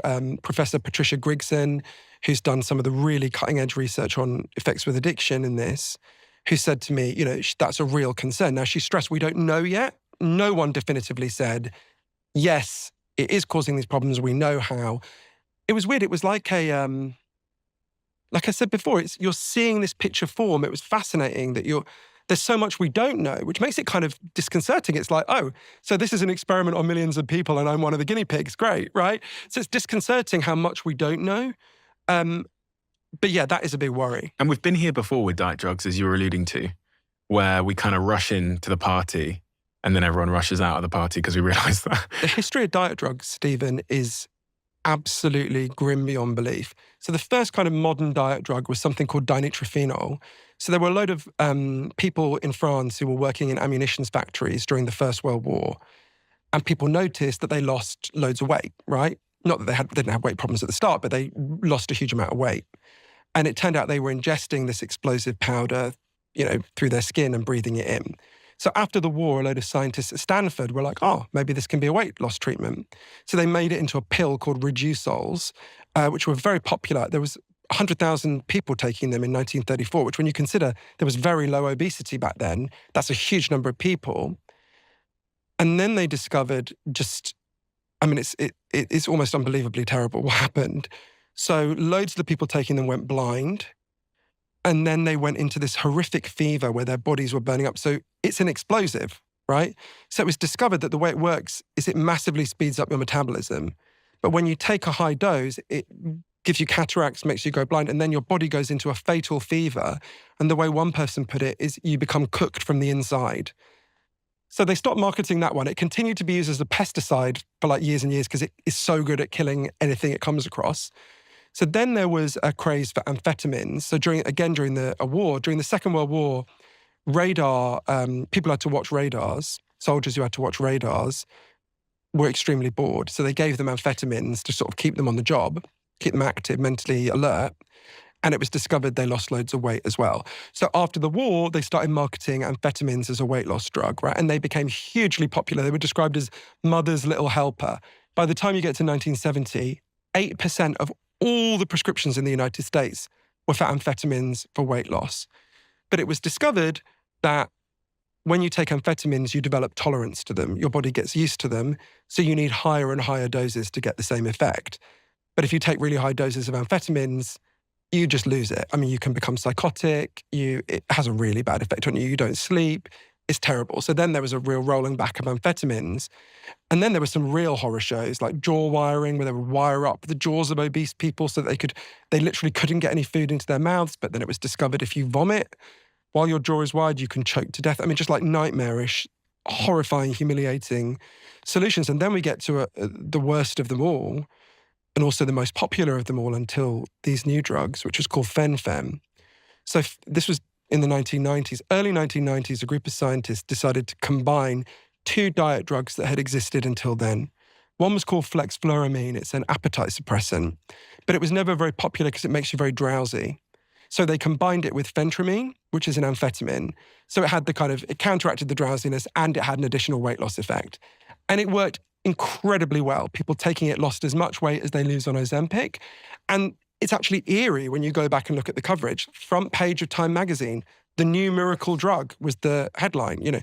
By the time you got to the mid-90s, there were 18 million prescriptions for fen-phen every year in the US. And then a group of ordinary doctors in Fargo in North Dakota were like, a lot of our patients are getting really ill when they take this, and raised a safety signal. Turned out the drug company had known about this risk all along. So it was discovered that when you take these drugs, they cause something called primary pulmonary hypertension. It's where the blood vessels in your lungs massively contract and you can't breathe properly. They also damage your heart. I mean, the stories were just horrendous. There was a young woman in Massachusetts called Mary Linen, who was about 28, wanted to lose weight for her wedding day, starts taking fen-phen. Couple of weeks later is trying to climb a hill and just gets really breathless. And it's like, it's so weird here. Goes home, is really breathless, goes to the doctor, he takes her off the drug. But by then she had the problem. She needed oxygen her whole life. She was told she could never have children. And then one day she couldn't breathe and she died. This happened to lots and lots of people. It led to the largest payout in the history of the pharmaceutical industry. Up to that point, they had to pay $12 billion to the people whose hearts and lungs were harmed. And that is not that long ago. Now, I want to stress again, that was given to people with a very poor... There was a single study of 120 people of fen-phen at the point at which it was marketed to people, which is staggering. This has a much bigger body of evidence. So this is not going to be, in the short term, fen-phen. But when I looked at the 12 big risks associated with these drugs, some of which have not really been explained to the public, one of the ones that was most disconcerting and was explained to me by a brilliant scientist called Greg Stanwood, who's at Florida State University and is researching these drugs. The biggest risk is what he called unknown unknowns. So you remember that Donald Rumsfeld thing, right? So when he was talking about the invasion of Afghanistan, but when he was the US Secretary of Defense, he said, when it comes to these things, there are what we call known knowns. There are things we know. There are known unknowns. There are things we don't know, whereas Osama bin Laden. And there are unknown unknowns, things we don't know that might hit us out of the blue. And with these drugs, there's a big worry about longer-term unknown unknowns. So, for example, we know very little about what happens to pregnant women when they're taking these drugs, right? We know that in the animal studies, when animals or other non-human animals are exposed to these drugs, they're much more likely to get birth defects. So one thing Dr. Stanwood said that we should think about, and he stressed this is speculative, we don't know, was think about antipsychotics, right? In the 1950s, doctors started giving people antipsychotics. They were judged to be safe. Lots of people dispute that, but park that for a second. And people took them for many, many decades. And then it was discovered really late in the day that when you get into your 70s and 80s, if you've been taking antipsychotics, you are much more likely to get Alzheimer's disease and other forms of dementia, like much more likely. Now, there's no way you could have known that at the start. It was an unknown, right? You couldn't have known that. You had to have people taking it for a really long time before you could find that out. Now, one of the concerns about these drugs is that there will be unknown unknowns that we can't know about. These drugs are working on your brain. They are working very hard on key parts of your brain, parts that relate to memory processing, taste processing, gut motility, right? We don't know, but there's at least some risk there. Now, again, you have to weigh that against the risks of obesity. As Dr. Shauna Levy, who's at Tulane School of Medicine, put it to me, we don't know the long-term risks of these drugs. We do know the long-term risks of obesity, and they are horrific, really horrific, and much worse than I thought at the start. You know, for example, I'm actually quite embarrassed to say this. Diabetes, right? Okay, I knew that you were much more likely to become diabetic if you were obese. Figures on that are kind of shocking. If you're obese when you're a teenager, your chances of developing diabetes are 70% in your life, right? Shocking. But I thought, all right, diabetics, they get insulin, and then they're basically like the rest of us, right? As long as you've got healthcare, you're fine. Interviewing doctors, they were like, no. Lots of people think that. If you get diabetes, it knocks on average 15 years off your life. There's a doctor here, Dr. Max Pemberton, a close friend of mine, and a brilliant doctor, who said something to me that seemed really shocking when he first said it. But then he went through the evidence. He said, if you gave me a choice between getting diabetes or becoming HIV positive, I would choose HIV every time. If you become HIV positive, as long as you get medical treatment, you live as long as everyone else. If you get diabetes, you know, not only does it knock 15 years off your life, your chances of all sorts of catastrophic complications in your life are really high. It's the biggest single cause of blindness in Britain, preventable cause of blindness. It's a massive cause of leg amputation. More people get an extremity cut off in the US because of diabetes every year than because of being shot, right? I mean, and you go down the list of all the harms associated with obesity, diabetes isn't even number one, right? So every time I talk about the risks of these drugs, I really worry about the risks of these drugs, right? There's a lot of them. People should go through it very carefully. If you have thyroid cancer in your family, for example, I would strongly recommend you don't take them. If, you know, you're already worried about your muscle mass, don't take them. There's a whole range of caveats and clauses. But we have got to be honest about the risks of obesity. And for me, if I'm being honest, I think the choice was ongoing obesity or these drugs. And so for me personally, I have made the judgment call after looking at all of this evidence that I'd rather take the risks of Ozempic than the risks of ongoing obesity, especially given my family's history and how many men die young of heart attacks. But loads of people will look at the evidence that I present in Magic Pill and take totally the opposite point of view. And they may well turn out to be right and I might well turn out to be wrong, right? I wouldn't debar that there's a fen-like scenario down the road, right? It's not likely, but you'd be a fool to dismiss it. I am in a different camp, and I have to say before I express my own opinion that I understand there's a lot of people out there where drugs like this will literally save their life. And if they don't take these drugs, then, you know, you've gone through some of the stats, but they will probably die from something, you know, some kind of form of, we talk about all-cause mortality a lot. Like something will kill you in the next couple of years, whether it's a cardiovascular issue or something related to another ailment related to obesity. My thing, and this is, I think, developed over time with doing this podcast and speaking to so many experts in health and fitness and wellness and psychology and psychiatry, is I just have this really deep innate belief that there's no such thing as a free lunch in life. And the more I've done these interviews, the more I've come to learn that everything is a trade-off. And I almost see life as like a scale. So if you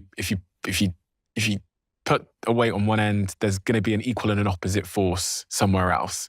You know, like what's the law of physics? Is it Einstein that said that you can't like destroy energy, you can just move it? And I think about the same with like drugs often and other things that seem like miracles or shortcuts. You're moving the set of issues somewhere else. You've talked about some of those movements today, like the psychological transfer of soothing behavior to an addiction, for example. That's always been my like belief that whenever one of my friends says, Steve, I'm taking this limitless pill, modafinil, and it's making me super productive and it's fixed all my problems in life and I'm killing the game now, I go, what's the cost? Yeah. And my friend said to me, I remember when he started taking it, he was like, there's no cost. There's no side effects. And my brain goes, history shows if you wait long enough, there's always a cost. It's just being conscious of the cost. And when you balance up, as you've done in your life, the pros and cons, you say, okay, I'm willing to take the cost. Now, when I see things like Ozempic and people say to me, there is no downside, I get more scared because I can't run the numbers to see whether the cost is worth the upside for me. So I don't know what the big obvious downsides of Ozempic and these magic drugs are, but I feel like logically there must be one. We do know there are some medications where pretty dependably the benefits outweigh the risk. Think about statins, right? If you have a problem with your cholesterol, what statins do is they block part of your body that makes cholesterol, right? So it's the most commonly prescribed drug in the US. It's pretty close to it in Britain. Almost every doctor would agree. There are some downsides to statins, but sometimes they're just like... And you have to stay on them for life, right? Yeah, you have to stay on them, like with these drugs, right? The minute you stop taking them, so within a year of stopping, you regain 70% of the weight you've lost, right? This is one of the big questions around these drugs. Now, that's not 100% of the people regain it, but most people seem to regain their weight. So I think there are some times when a medication, I'm not saying these drugs are that, definitely not. But there are some medications which do seem to be just, not that there's no cost, but the benefits are really unambiguous and massively outweigh the costs. This is a much more finely judged thing. And it's interesting to me, it's been funny talking to people who've read the book because when we're talking to the marketing teams at both my publishers, because some people who were the first people to read the book apart from my friends, so some of them came up to me and said, oh, Johann, I loved your book. It made me really want to take Ozempic. Some of you came up to me and said, Johann, I loved your book. It made me convinced that you'd have to be completely insane to take Ozempic. And it was a bit like, the dress. Some people saw it as gold, some people saw it as blue. And I felt like that meant I'd done my job because unlike pretty much everything else I've ever written, I've ended this feeling as conflicted almost as I was at the start, right? This is a huge thing. It's going to change, and we've talked a lot about the personal dilemmas. It's going to have a huge social effect. Barclays Bank commissioned a very sober-minded analyst named Emily Field to make predictions that could guide investment based on these drugs. And she said, if you want an analogy, you have to think of the invention of the smartphone, right? I mean, this is going to have so many unpredictable effects. Already, Krispy Kreme donut stocks have been tanking. The head of Nestle, Mark Schneider, has said they're worried about their ice cream and confectionery ranges. Jefferies Financial did a report for the airlines in the US saying they're going to have to spend much less on jet fuel pretty soon because it takes so much less jet fuel to fly a much thinner population. What I was fascinated by is companies that manufacture hinges for knee and hip replacements are seeing their stocks tank because people are going to need far fewer knee and hip replacements because overwhelmingly that's driven by obesity, right? So not entirely, but overwhelmingly. So yeah, if we were talking in 2007, when the day Steve Jobs unveiled the iPhone, I don't think we could have gamed out, 1/10 of what was about to hit us. And I kept having these moments, traveling all over the world, interviewing these experts. I remember one day, I was in a cafe, I was interviewing one of the key neuroscientists at Cambridge University who was working on this. We were in a cafe, and there were loads of people walking past, and it's, just random British people, a lot of whom are overweight or obese, like I was. And I remember thinking, wow, you don't know what's about to hit us all. It was a slightly weird, unreal feeling. I mean, this is for better and for worse, and I think there will definitely be positive effects and there will definitely be negative effects. And I think we can see early on what quite a lot of them are. This will change the lives of all of us in one way or another. How do you guys manage your stress? This month is Stress Awareness Month, and it's a topic that I'm super passionate about and we talk about a lot on this podcast. I personally manage my stress by prioritizing my health and well-being. Going to the gym is my number one form of therapy, and I couldn't be without those two things. As you guys know, Whoop is a sponsor of this podcast, and I'm an investor in the company as well. For those of you that don't know, Whoop actually created a stress monitor within this device.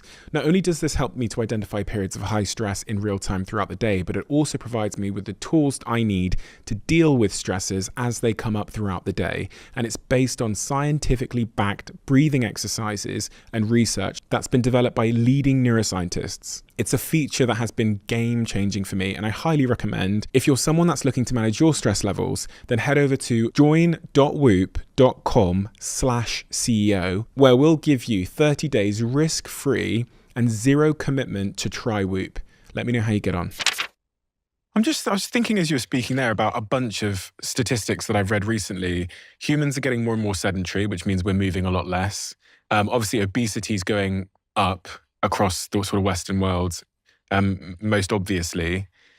And then you've got this rise in Ozempic, which allows us to stay skinny basically and suppress our appetite. I was just wondering, it feels like there's going to be two groups of people. When these drugs drop in cost and they become really accessible, and I saw you say in the book that the next sort of iteration of these drugs is going to be a pill.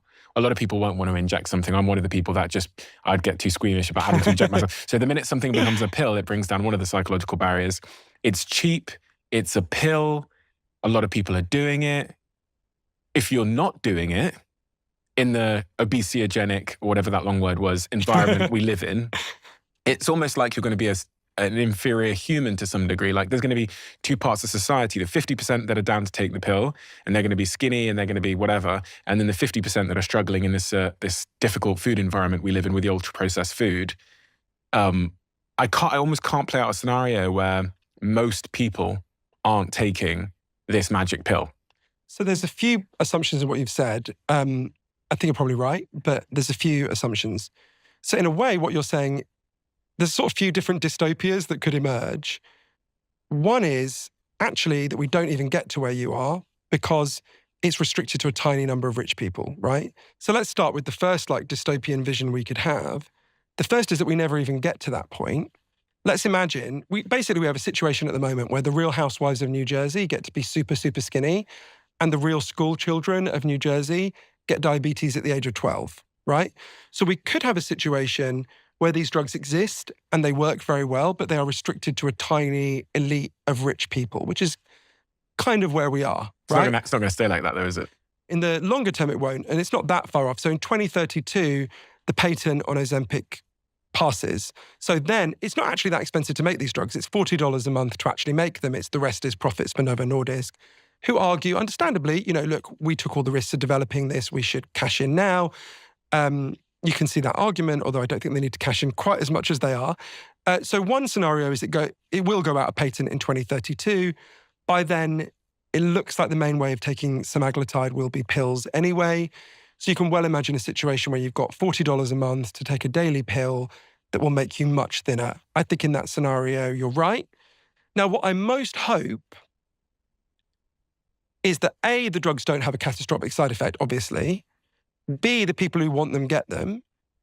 And C, it wakes us up and we go, how did we get to this point?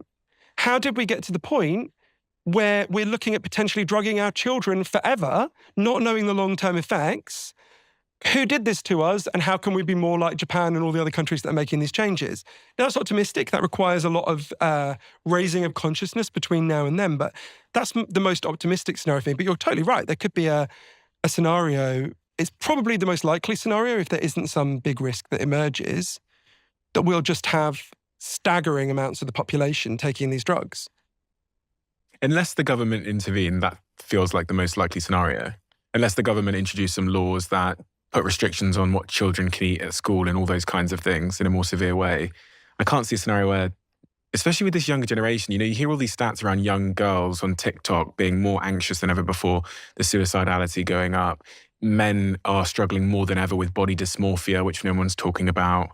I was reading some stats about that yesterday. Yeah, it's shocking, the figures on that. And the antidote appears to be, this.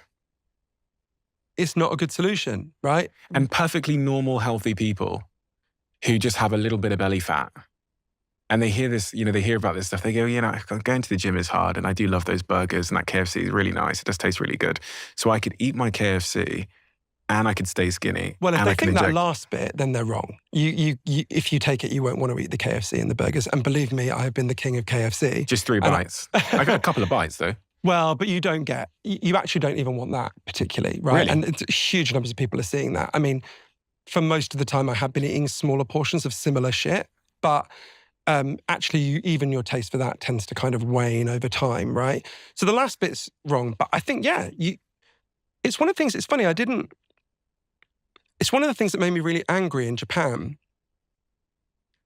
I was thinking, all this agonizing I've done, all this worrying, and I worry even more about the fact we're almost certainly about to start a mass wave of drugging children with Ozempic. Already begun in the US. I interviewed parents who are drugging their kids because their children are obese. And I thought this whole dilemma never had to happen, right? This happened because the food industry screwed us over and we didn't regulate them and we didn't stop them.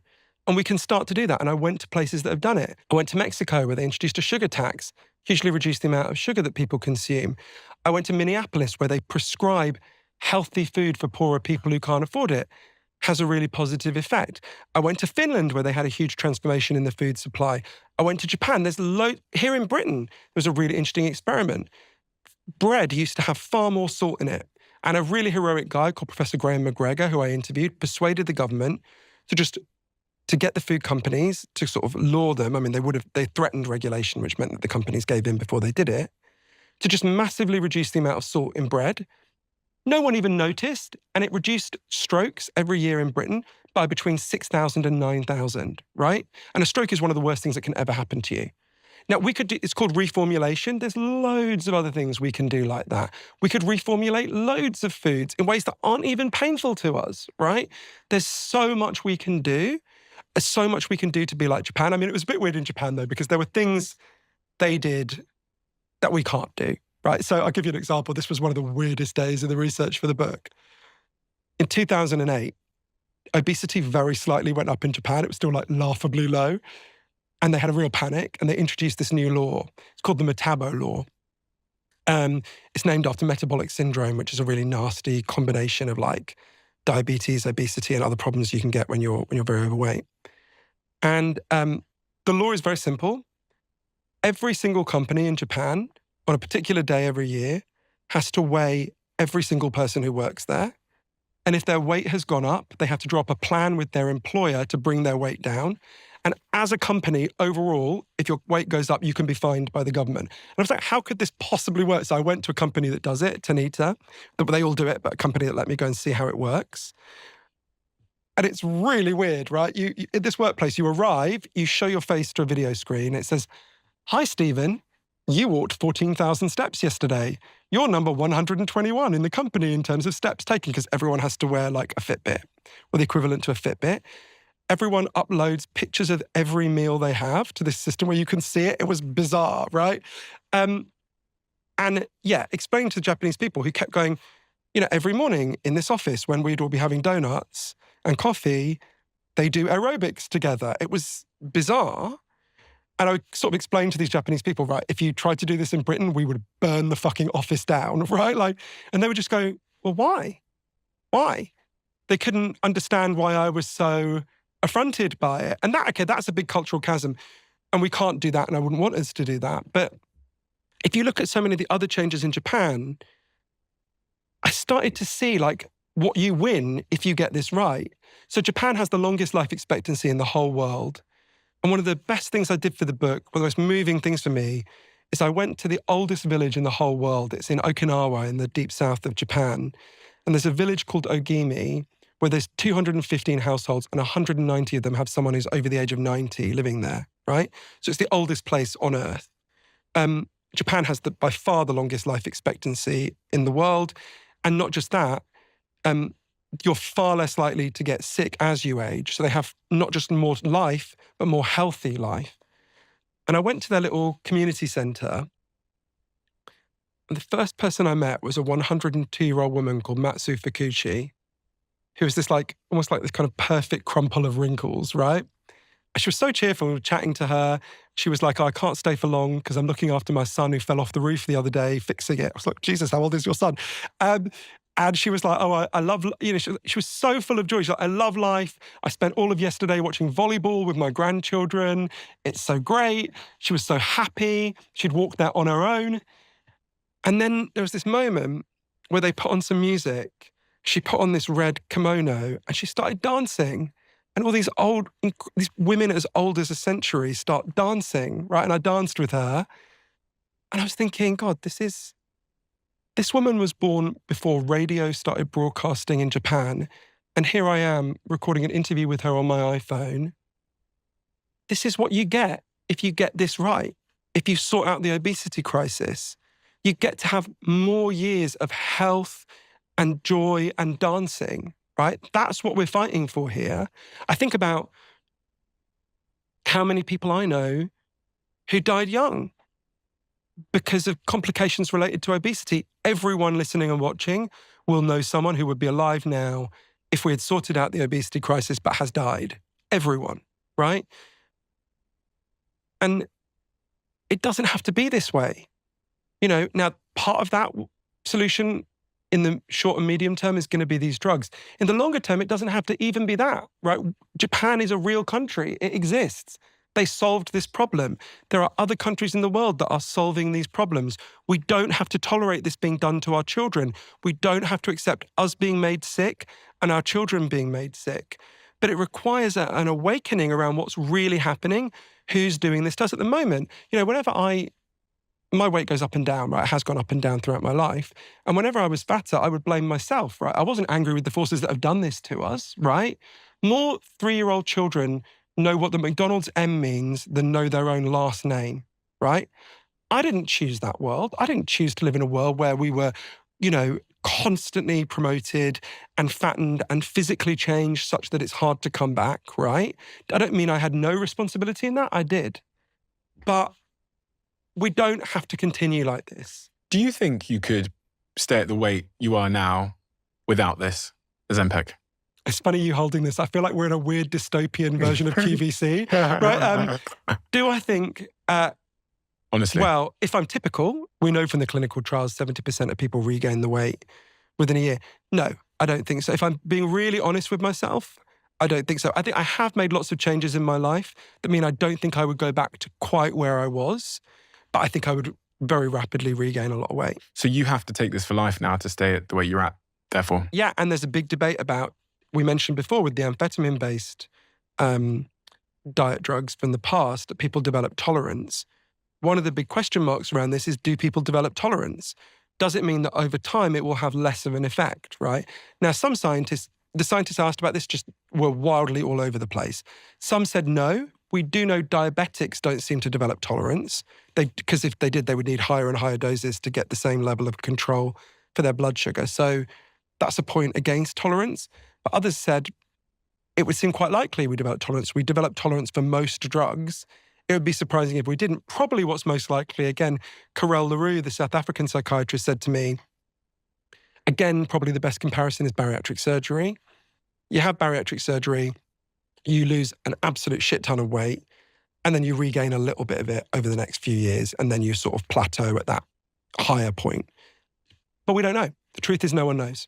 I'm also concerned that is there a world where if you stopped taking this, your body had become reliant on your GLP-1 coming from this, so your body makes less GLP-1 itself? I don't think it's so much, I don't think that's the concern. I think you've gone to a really important point. We know all forms of diet slow down your metabolism, right? That's a reality about diet, which is why often people end up fatter at the end than they were at the start. I'm worried about, and again, I asked lots of scientists and people just said, we don't know. I'm worried about, is my metabolism slowing down as I take this drug? Let's say they discovered some terrible problem with it and it had to be withdrawn, would I then have a slower metabolism and be fatter than I was at the start? Yeah. No one knows. That's a significant risk. And the other big sort of risk here, as you've talked about a few times, is this eating disorder epidemic.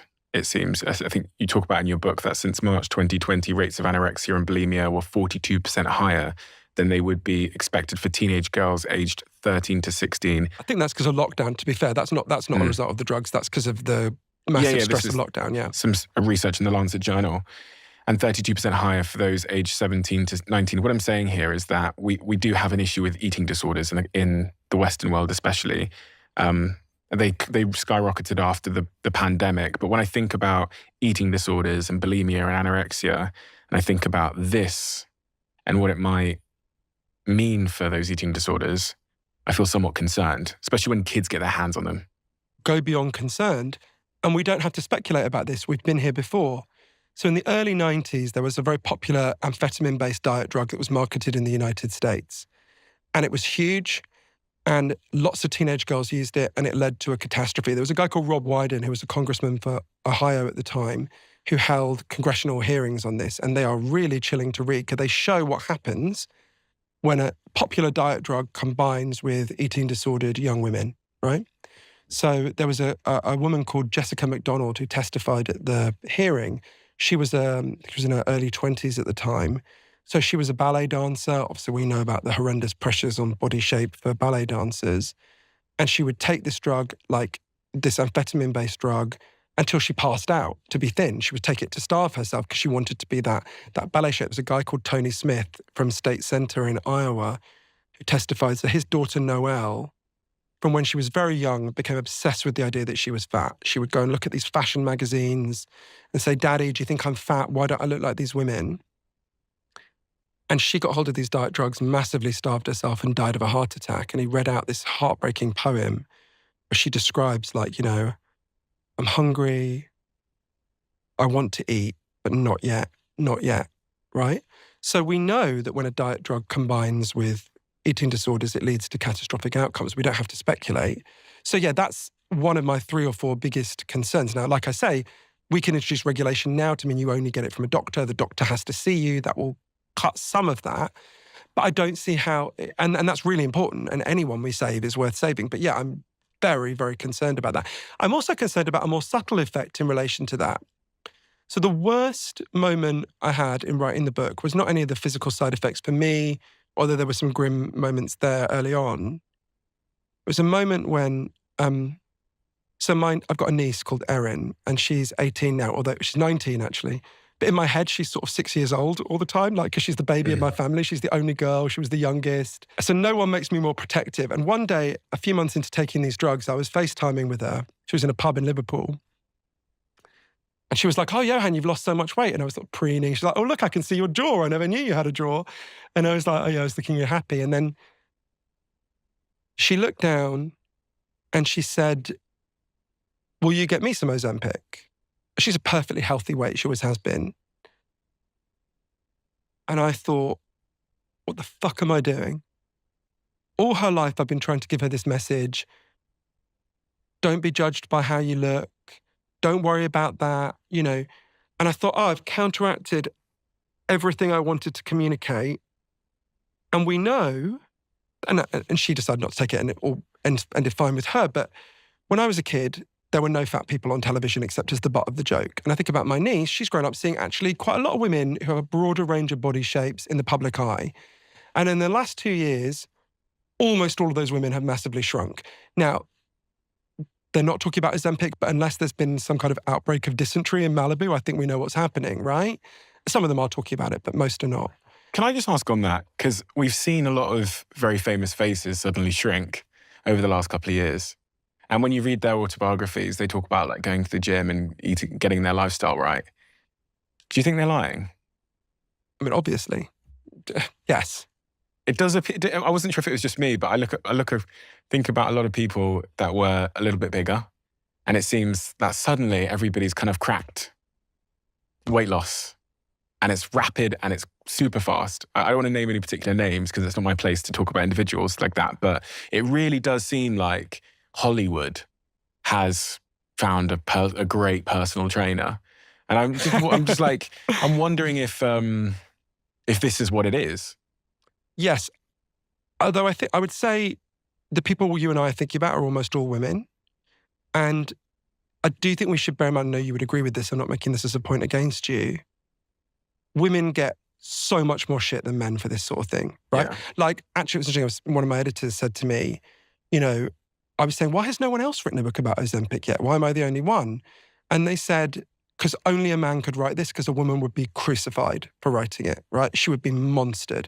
And if you look, whenever even someone as unbelievably popular and amazing as Oprah, who slightly surreally is my friend, gets savaged for it, right? And there's lots of deep underlying reasons for that came out for me as well, actually, that I projected towards myself. I remember for a long time taking the drug. I felt like, I mentioned this a little bit before, but I felt like I was cheating. I felt like I was sinning almost. And I started to look at the kind of deep ideas that are so deep in our kind of collective unconscious.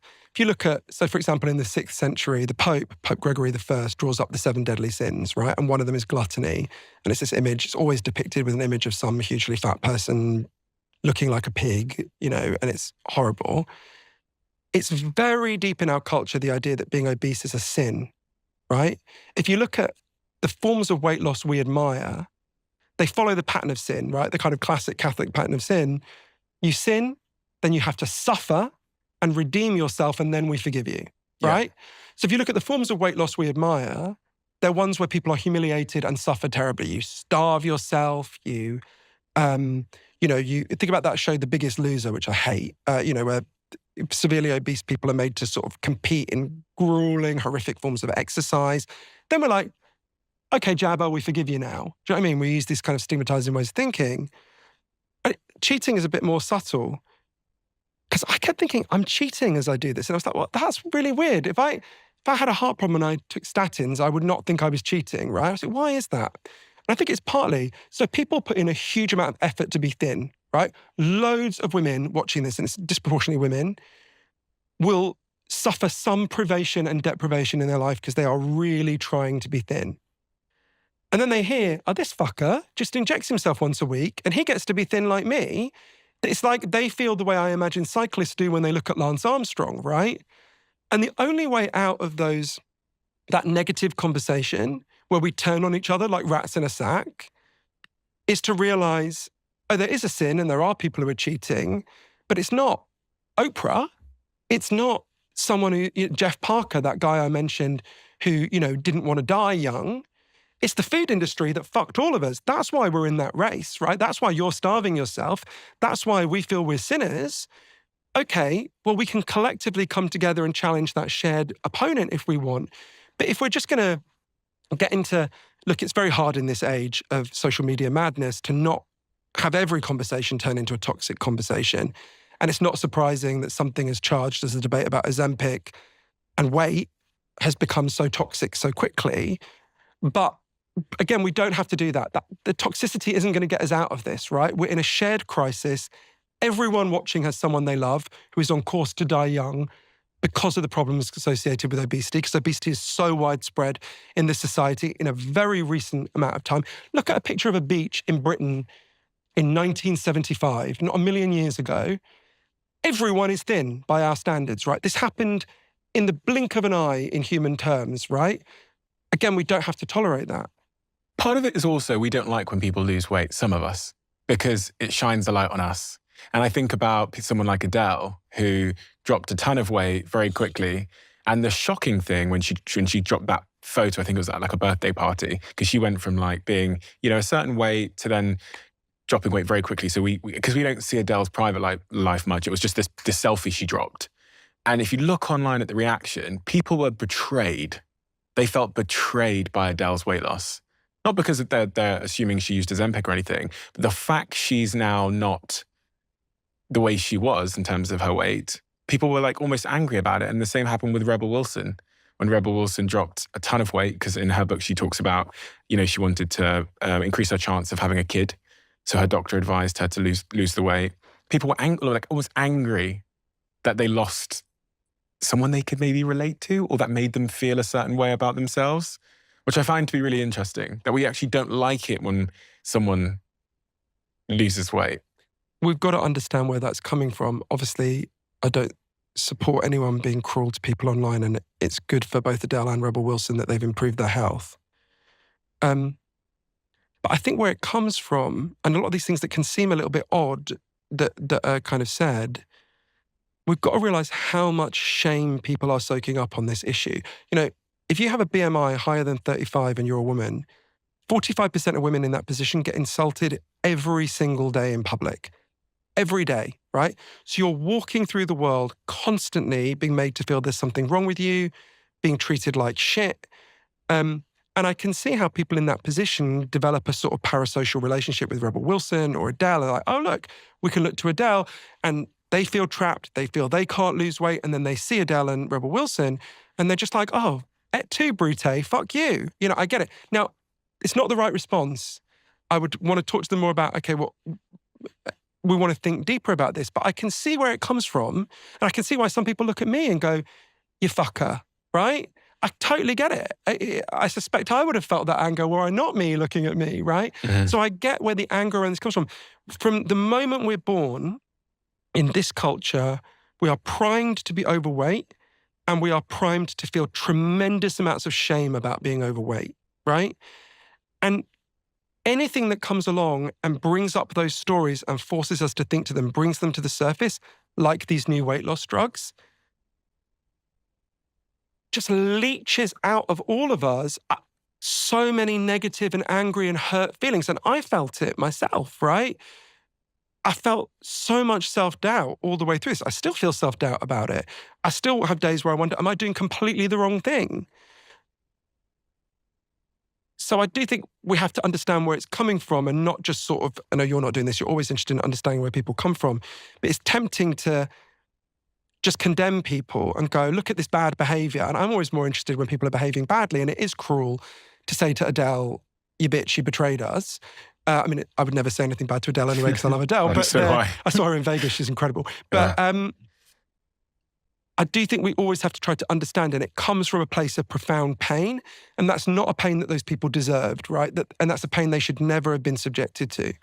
One of the really surprising things you talk about in your book is the relationship that Ozempic has on addiction. And I couldn't quite figure out why there'd be any impact on addiction if we start taking Ozempic drugs. You talk about how it eases the food chatter in our brains and the sort of food cravings we have. But then there's a lot of research you go into that shows Ozempic and these kinds of drugs can actually have an impact on our addiction to things like cocaine and alcohol. So this is much disputed, and there are serious scientists on both sides. But I found it mind-blowing and totally fascinating. So, for example, a woman called Elisabeth Johann, who's a professor at the University of Gothenburg in Sweden, has done some of the pioneering work on this. I interviewed her a lot. They get a load of rats and they put them in a cage and they give them loads of alcohol. And rats will like alcohol and they get hammered like the rest of us and they wobble about and they love it, right? So they put them in this cage for a while. They've got plenty of alcohol. They get drunk over many weeks. And then once it starts to resemble like a dive bar in Vegas, they do an intervention. They come along and they inject them with GLP-1 agonists, the exact drug you've got in front of you, semaglutide, and then they watch. And what they discovered, what Professor Johann and her colleagues discovered, is afterwards the rats drink about 60% less than they did before, and the rats who drank most heavily are the ones who cut back on their drinking the most. It's like, why? What's going on there? But then they thought, okay, maybe it's because alcohol's got a caloric content. It's like they want the calories less, right? So then there were experiments done with drugs that don't contain any calories. So Professor Patricia Grigson, who's at Penn State University, gets rats heavily using heroin and fentanyl, gives them a GLP agonist, again finds the same thing. 50% reduction in the rats using self-administering the heroin and the fentanyl. Then Greg Stanwood, who I mentioned before, who's at Florida State University, does it with cocaine. It was mice, not rats for him. Again, 50% reduction in them using cocaine. We don't know why. Again, some of the theories come back to that question about the reward system. Could it be dampening the reward system? One of the things a lot of the scientists find fascinating is these drugs appear to have what they call selectivity. So selectivity is where the drug makes you want less of the Big Mac, but not less of a salad, right? So it doesn't just generally dampen, you don't just not eat at all. Some people do, malnutrition is a risk, but most people don't, right? So given that, some of them argue, again, it's highly speculative at this point, it seems to be downgrading your desire for things that are bad for you, but not things that are good for you, right? And I'm thinking, how can that be? That seems so weird. Let's imagine I'm Elton John, right? And I get my pleasure from playing music. How can it know to tell me to eat fewer jam sandwiches, but not to engage in jamming, right? How can it do that? And they kept saying, we don't know. There does seem to be a mechanism that does that. We're trying to explore it. So Obviously, hugely encouraging results in animal studies with addiction. So now there's lots of experiments going on with giving these drugs to humans to see if they reduce addiction there. There's been a huge amount of anecdotal evidence. I interviewed a nurse in Canada called Tracy, who had a bad relationship breakup and just became completely addicted to shopping. She would just obsessively buy books she'd never read, clothes she'd never wear. She was doing a lot of skin picking and obsessive eating. She goes on Ozempic and all these addictions disappeared. So there's now this debate, okay, is it going to have this effect more widely? The early research is kind of mixed. So there's only very, very small studies on humans so far. It found that it does reduce smoking, but only if you pair it with a nicotine patch. They found that it does reduce alcohol consumption, but only if you were a heavy drinker at the start. So we're going to know a lot more. We're going to get a lot of results actually this year and definitely a lot next year. But it's a very promising. So some people argue, so the most extreme, I want to stress this is speculative, the biggest cheerleaders for the drug would say, actually, we haven't found a drug that causes appetite regulation. What we found is a drug that boosts self-control across the board, right? Now, that's very contested. I'm always conscious, of the overselling of drugs generally. We want to be careful about it, but it's a possible scenario. And the animal research is mind-blowing and really is highly, highly exciting. And you don't normally see this, right? There's no other drug that I'm aware of, I'm pretty sure there isn't, that just reduces addiction across the board in animal studies, right? It's remarkable. I mean, there's a debate about whether you can even call it addiction in animals, but you know what I mean? Heavy compulsive use. What impact has Ozempic had on your weight loss journey? How much have you lost? I mean, I just lost a huge amount of weight. So I lost 3 stone across a year. And actually, it was even more dramatic was the percentage of body fat that I lost. So at the start, I was 33% body fat. I remember the day Josh, my trainer, measured that. And it sort of winced as he saw it. And I said, oh God, if I was a sandwich, you wouldn't want to eat me. I later looked up whales at only 35% body fat. So it's slightly disconcerting. So I went from 33% body fat to 22% body fat. So it was a really dramatic fall. And did you increase your dose? Yeah, so everyone starts at 0.25 milligrams, partly because the most common side effect by far is nausea, right? Almost everyone feels nauseous a bit when they start taking it. For some people, the nausea is unbearable. I interviewed someone called Sunny Newton in Vermont who said, it felt like an alien had entered her body and was thrashing and trying to get out. Yeah, a significant minority experience such extreme nausea, they just have to stop. For me, the nausea has now totally gone away. And Carel LaRue, one of the scientists who worked on this, said, look, when it comes to nausea, you've got to level with people. There are 2 kinds of drugs. There are drugs that have side effects and there are drugs that don't work, right? And he's right about that. But yeah, the nausea is pretty bad, but for me, it's all gone away now. I really do admire Oprah. I've watched her. She's kind of like a role model of mine for how she's kind of conducted herself throughout her career. And as you say, she's a friend of yours. And she's, I think, recently come out and admitted to using Ozempic. She's talked about how she struggled with weight for her life. And Ozempic has been a bit of a magic bullet, it seems, for her in her weight loss journey. You know her as a person. I've not been paying enough attention to her describing her decision to know why she decided to take Ozempic versus, I don't know, some other form of dieting. Has she explained that? Yeah, she talks about it very movingly. She talked about it in an interview with People magazine and in a brilliant special for ABC, I think. I mean, nobody has publicly tortured themselves with diets more than Oprah. There's this famous clip that you've probably seen where she comes on stage on her show and she's wheeling a huge bucket of fat. And that's the amount of fat she'd lost on this diet. And she describes very movingly in the special, she says it much better than I can, how she had starved herself to get that, right? And you think about, so she had tried all the extreme diet and exercise options that were available, and they'd always yo-yoed back for the reasons that we talked about before. So, and she had to have a knee operation. I'm not giving away anything. She's disclosed this. She had to have a knee operation, and she was very worried about her health. And so for those reasons, she's made this choice. There are lots of reasons to be worried about these drugs, but I have found it very hard when you talk to people who've really struggled with this, like that guy Jeff Parker I mentioned before in San Francisco, like Oprah, people who've made the decision to do it and seen the benefits of the weight loss, staggering benefits. Whatever the other arguments are, I don't want to argue against them, right? If you are taking these drugs and experiencing an enormous improvement in your health, as they both have and as lots of other people have, then that's been the right choice for you. Now, that won't be right for everyone. I met people who really regretted taking the drugs for all sorts of reasons, including many of the terrible side effects and risks. But I think we have to be truthful to the complexity of these drugs, right? I mean, one of the reasons it's called Magic Pill, the book, is because there's 3 different ways you could think about this as magic. Loads of people who take the drug go, this is magic, right? So the first form of magic is obvious. It seems to solve a problem so quickly, so effectively that you're like, whoa, it's like a miracle, right? That's one way. The second way is it could be magic like a conjurer's illusion, right? It could be like a magic trick. It seems to solve the problem but doesn't, or sets up and trains something else. Or the third way is think about almost every fable about magic is you get what you want, but then you get what you want in a way you didn't quite expect. You make a wish with the genie and you get what you want, but the wish doesn't quite work out how you thought. Most famous story about magic is Fantasia. You know, the magic can spiral away from you. So I think one of the things we're still trying to figure out is what kind of magic is this? Is it a magic solution?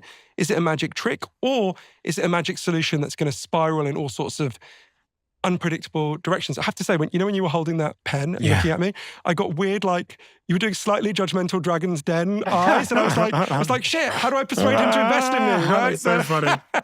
I was, do you know what I was thinking? I was having a conversation with myself and I was staring at it thinking, God, this would be easier than going, because after you leave here, I haven't eaten yet today, so I'm going to have my lunch and then I'm going to go to the gym for about an hour and a half. And much of the reason why I go to the gym is to try and stay in shape. You know, I want to keep my belly fat off. I want to keep my muscles strong. I want to be strong. I want to look good. That's the reasons I go to the gym. Also, the positive consequence of me going to the gym later on after this conversation is it will make my brain feel really good. Yeah. Now, as I was looking down at the pen, I was thinking, I could take this and then the belly fat, wouldn't be there. But then I would lose the positive upside of the exercise that I'm going to get from going to the gym as well. So I was wondering to myself, are people going to exercise less? And is there a consequence to us not exercising as much to our mental health and our feelings of, happiness and all the things that exercise does for us? Yeah, the answer to both your questions is yes. People will exercise less and it will have negative effects. So we know. And I want to add to that, the point that I alluded to earlier on. People are getting more and more sedentary. We're living in like a Vision Pro headset, don't need to move world. Well, you know what I mean? Mm. So we're going to be able to inject to keep the weight down, but we're still going to be moving less. And there's a lot of upsides to moving and exercise. Yeah, so we know that there are enormous benefits to exercise, which exist quite separate to the question of weight loss, right? If you exercise for 270 hours a year, you add 3 years onto your life, even if it doesn't cause weight loss, right? So that it benefits in terms of preventing disease, slowing down aging, mental health are just enormous from exercise. And I think you've gone to a really important drawback, which is, if you can get the benefit in the short to medium term just from a jab, but that calculation you were thinking through as you were holding the pen in the slightly sinister Dragon's Den way is a calculation lots of people are going to make. And there's a lot of things I'm not sure about in these drugs, but there's a few bits of advice which I am very sure about. If you are not overweight or obese, you definitely shouldn't take these drugs, right? You are incurring all the risks for none of the benefits. So that I'm certain of, and there are lots of people who are not overweight or obese who are taking the drugs to be super thin. My friend Elise Lonan, who used to be the chief content officer at Goop, said she won't even go out for dinner in LA with people we know now because no one eats anything. Yeah. You're just like, why did we come out for dinner? You're all starving. She says, dieting is out, elimination is in, the way she put it. So I'm confident about that. I'm also fairly confident, although slightly less, but fairly confident, if your BMI is higher than 35, or your body fat percentage is very, very high, and you're not someone with thyroid cancer in your family, and you're not trying to get pregnant, I would recommend taking the drugs. I think for you, the balance of risk, and assuming you've tried diet and it didn't work, I think for you, the balance of risk is more towards the benefits of taking the drug. I'm not as confident about that, but the people I love who have BMI higher than 35, who are in that position, I have recommended the drug to them. For people with a BMI between 27 and 35, I think it's much more, you've got to just go down the list of the benefits and drawbacks and really think it through for yourself. And reasonable people will reach completely different conclusions. It's going to be quite interesting to see that people who do decide to do exercise and they change their diet and they start running marathons, when they lose weight, everybody is going to say, no, you didn't. That's so funny. Everyone's going to say Ozempic. If some celebrity now drops, I don't know, 3 stone or 4 stone, and they did it, in the gym and with a diet change, no one is going to believe them. No one. That's very funny. And I think certainly, I think you're right there. I hadn't thought of that. You wouldn't believe them. Of course you wouldn't believe them. No, you're right. One of the big rebuttals that I see online is that because people are now taking these drugs, people like you are taking them to lose weight, diabetics can't get their hands on these drugs anymore. And I saw some articles that said the drugs have been in such high demand that diabetics who really, really need them to save their lives now can't get access to them. I think those people have a really good point, and I interviewed some of them for the book, and it was a very painful conversation. I think the solution is what we should have done right from the start, and what we should do now is what we did in Britain with the COVID vaccine. So we should ration the drug, and the people with the greatest need should be given it first. And everyone agrees severely obese people and diabetics together would be the people who most need the drug, and they should be given it first. People like me who've got heart disease in my family but were not hugely obese would probably be around the middle. And, people who don't have heart disease and are just sort of overweight would be at the bottom. We didn't have that system. What we had, unfortunately, because the government didn't set up that system, was a scramble, which meant that, some diabetics didn't get the drug they needed, had to go on insulin earlier, which poses a real threat to their health. That's awful. And I feel a bit ashamed about it because, of course, if people like me hadn't all together bought it, that wouldn't have happened. In practice, for me personally, I was worried about my own heart risk. I'm a year older than my granddad was when he died. But that's not much of an excuse. And when I met the diabetics in that position, like, for example, a guy called Zami Jalil, who was exactly in that position. He was a musician, 41, couldn't get the Ozempic he needed for his diabetes, for his type 2 diabetes. I felt ashamed. Clearly his need was greater. Johann, thank you. Thank you for a few things. I think it's worth saying that the first time you came on my podcast, I had basically no listeners. You were like a tiny little baby podcaster. I remember it really clearly. You came to my flat. I showed up at your flat in London. I'd read your book, Lost Connections. I was so fascinated by it. So I reached out to you and asked you if you'd come on, and you said yes. When no one was listening to the podcast, I wasn't even videoing it back then. And it was an incredible conversation. The audio was terrible. We had loads of issues and stuff like that. But you were one of the first people to really give me a chance. So it's so wonderful that we can still stay in touch and that I get to cover your work still to this day. So thank you for giving me a chance back in the day. I really appreciate it. Oh, my pleasure. And thank you for writing this book, because one of the most sort of popular things that our audience have been asked, seeking to understand, is Ozempic. We've seen that in all the data. And the way that you approach this, even though you are someone that's taking it, so it's easy to see how you would be biased in various ways to defend it or whatever. That's not the approach you take. And in the book Magic Pill, you're able to be incredibly nuanced in how you look at the pros and the cons in a way that I was not expecting from someone who is taking it themselves. And I think that's really important, because you're right. You finished the book and in a weird way, you have more information, but I can understand how the decision still remains with the individual. And I think that's really what any book on this subject should aim to achieve. It should kind of not have a dog in the fight, but present you both sides of the trade-off so that you can make a decision for yourself. And that's what you do so skillfully. And the real thing, as an author that you've taught me over the years is you're just remarkably good at writing. And it's really, your storytelling is phenomenal. It's influenced me profoundly as an author myself. And whenever I read a book now, I often wish that they'd written it like one of your books. Oh. Because you take a concept that's difficult and widely discussed, and you take us on a journey. And that journey is so much more enjoyable than just reading like a science book. So I recommend everybody to go and get Magic Pill right now. It's obviously a huge point of conversation at the moment, these magic pills. And this is the book to read on it. Magic Pill, The Extraordinary Benefits and Disturbing Risks of the New Weight Loss Drugs. It's due to be released on the 2nd of May, 2024. So we're a couple of days away from that now.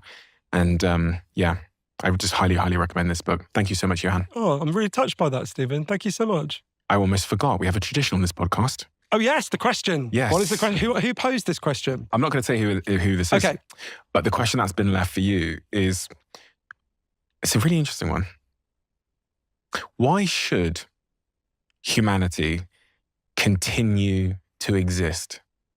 So, as you know, I've been writing for, 12 years now, 13 years, a book about a series of crimes that have been happening in Las Vegas that I'm not allowed to talk about, but it will come out next year, and I promise we'll finally talk about it. I think you're just saying this so you can hang out in Vegas. Exactly. Every time I see you say you're just in Vegas to writing a book, I'm like, where's the book, Johann? Yeah, there are many people in Vegas who said to me, yeah, your book's been a long time fucking coming, Johann. But so I know two people called Rob Banghart and Paul Beautreneau, who a lot of people won't know, but there's many thousands of homeless people who live in the drainage tunnels beneath Las Vegas. And Rob and Paul used to live in the tunnels. And Rob lived in a particular set of tunnels that I know very well and have spent a lot of time in. And in 2017, so Rob was known as Hobo Santa. He would steal things and give them to people. And he was also a kind of low-level dealer, very low-level. And there was a group of rival Cuban dealers who didn't like him. And one day in 2017, they hit him in the head with an axe, split his skull open, dragged him onto the railway tracks, and left him there for a train to run him over.